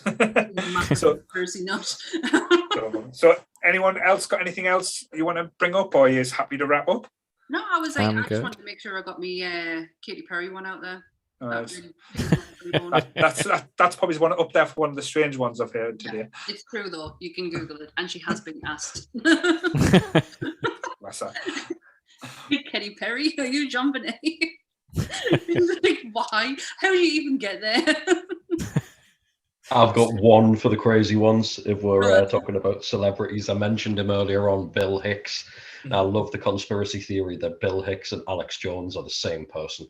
Oh my God, that is so good. Oh, and I tell you why I love it, because are we all familiar with Andy Kaufman? Yes. Mm-hmm. Yeah, I'm hoping that Bill has gone full Andy Kaufman. Right. And that he faked his own death and he became Alex Jones. And over the course of the years and the way that things have changed and what have you, he spied a gap in the market and he's thought, right, I'm going to get into the public eye and I'm just going to stay in the public eye the same way that Donald Trump did. And in about 15 years' time, we're going to get Alex Jones getting elected president of the United States of America. And he strides out in front of the White House and he steps up to the microphone to give his first address and he just goes, good boy is here to please you. I think that would be absolutely unbelievable. Well, you know, it's just been a lifelong work for him to get elected president of the fucking United States. I think you know how you would know though, because he wouldn't just say that; he would light up a joint. Yeah, absolutely. But didn't they say that about Trump as well? That like Trump was literally breaking the Republican Party from inside. Like he was doing all this crazy shit because he was trying to break the actual party, and he was really a Democrat the whole time. I think that's just that just made the most sense based on what was happening at the time. But again, you know, Sammy, as you said before, I don't think Trump's that clever to pull that off. You're right. You're right. I can't give him that much credit. No, it's been an interesting few years, shall we say? Yes. A lot of things I thought would never happen happened, and that's why I think aliens might be a more plausible explanation than any shit that's happened in the last few years. Any day now, aliens. I just go with what Grant came up with, multiverse. Yeah. But yeah, thanks guys. Like I say, it's been interesting. I didn't expect us to get as much information out there as we probably did. It's been enlightening and scary at the same time. I'm going to be sleeping with this light on, looking out and seeing anything through the windows. But we shall now call ourselves the Illuminati. Illuminati, man. Illuminati. Oh dear me. The Midnight Society. I would love to do that. Go all alone in the dark and start telling our stories. That would be epic. As long as I get to throw sand everywhere. Just to say thank you. I really needed this today. Like I really needed a good belly laugh. So thank you guys. No, thanks. We all need it, and like I say, that's what we're all here for. But again, like I say, thank you everyone in the Nerdy Up North community. The group's grown massively, and it's getting some interesting topics. Again, it's not just meme central anymore. Again, like I say, trying to take the toxicity and like I say out of like the fandom, and a lot of people are sharing interests and talking about subjects that probably wouldn't expect to. Like, again, not judging anyone, but Mrs. Brown Boys was brought up on the Facebook group and no one tore them down, which again surprised because I even wanted to, but I held back. But no, I think people are getting familiar with each other, and it's just like knowing who you're talking to and the banter that you have with each other, and you know, making sure that you're not putting someone down just because they don't agree with what you. And that was the whole idea of this. Yeah, no gatekeeping. Yes, no, definitely.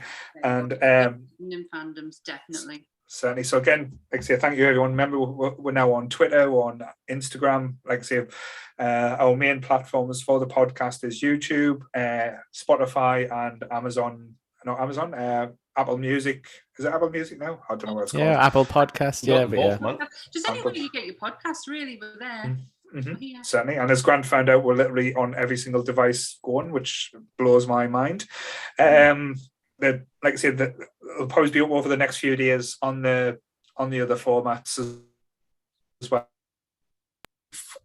We are taking it down a different route. I think we're going to 80s comedies next week. Is that right? Yes. Top five 80s comedies. Yeah. Yeah. With Kev. Kev's joining us. We're going to be 3-man next week. And then, like I say, I don't know what's happening after that. We've got a few planned out, so it should be interesting. I think it's retro gaming after that, is that? It is. I think it is. Could be. Yes. Talking about Master Systems, Mega Drives, SNESes. I really enjoyed our when you came on for the charity podcast, Jake, and we talked about old gaming systems. I just to be fair, we kind of took over. That was a bit shocking on Jake because he wanted to talk about Mario and Sonic, but we kind of didn't let him. I'll talk retro games anytime. I think if we do that podcast, maybe I'll drag my box of old game systems and maybe I'll just hold them all up. Don't tell. So tune in live or in the video format if you want to see some dirty old Super Nintendos. And thank you this week for Grant's dog for making an appearance. It was a very lovely touch.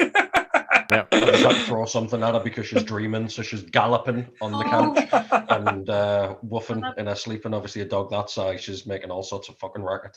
Yeah, so I've got a big one right behind us, right here, sprawled out on the couch. She's there. No, I never noticed that. Right next to us. Camo dog. But yeah, hopefully we'll fix the technical issues next week and have better camera quality. But the government took down our cameras, people.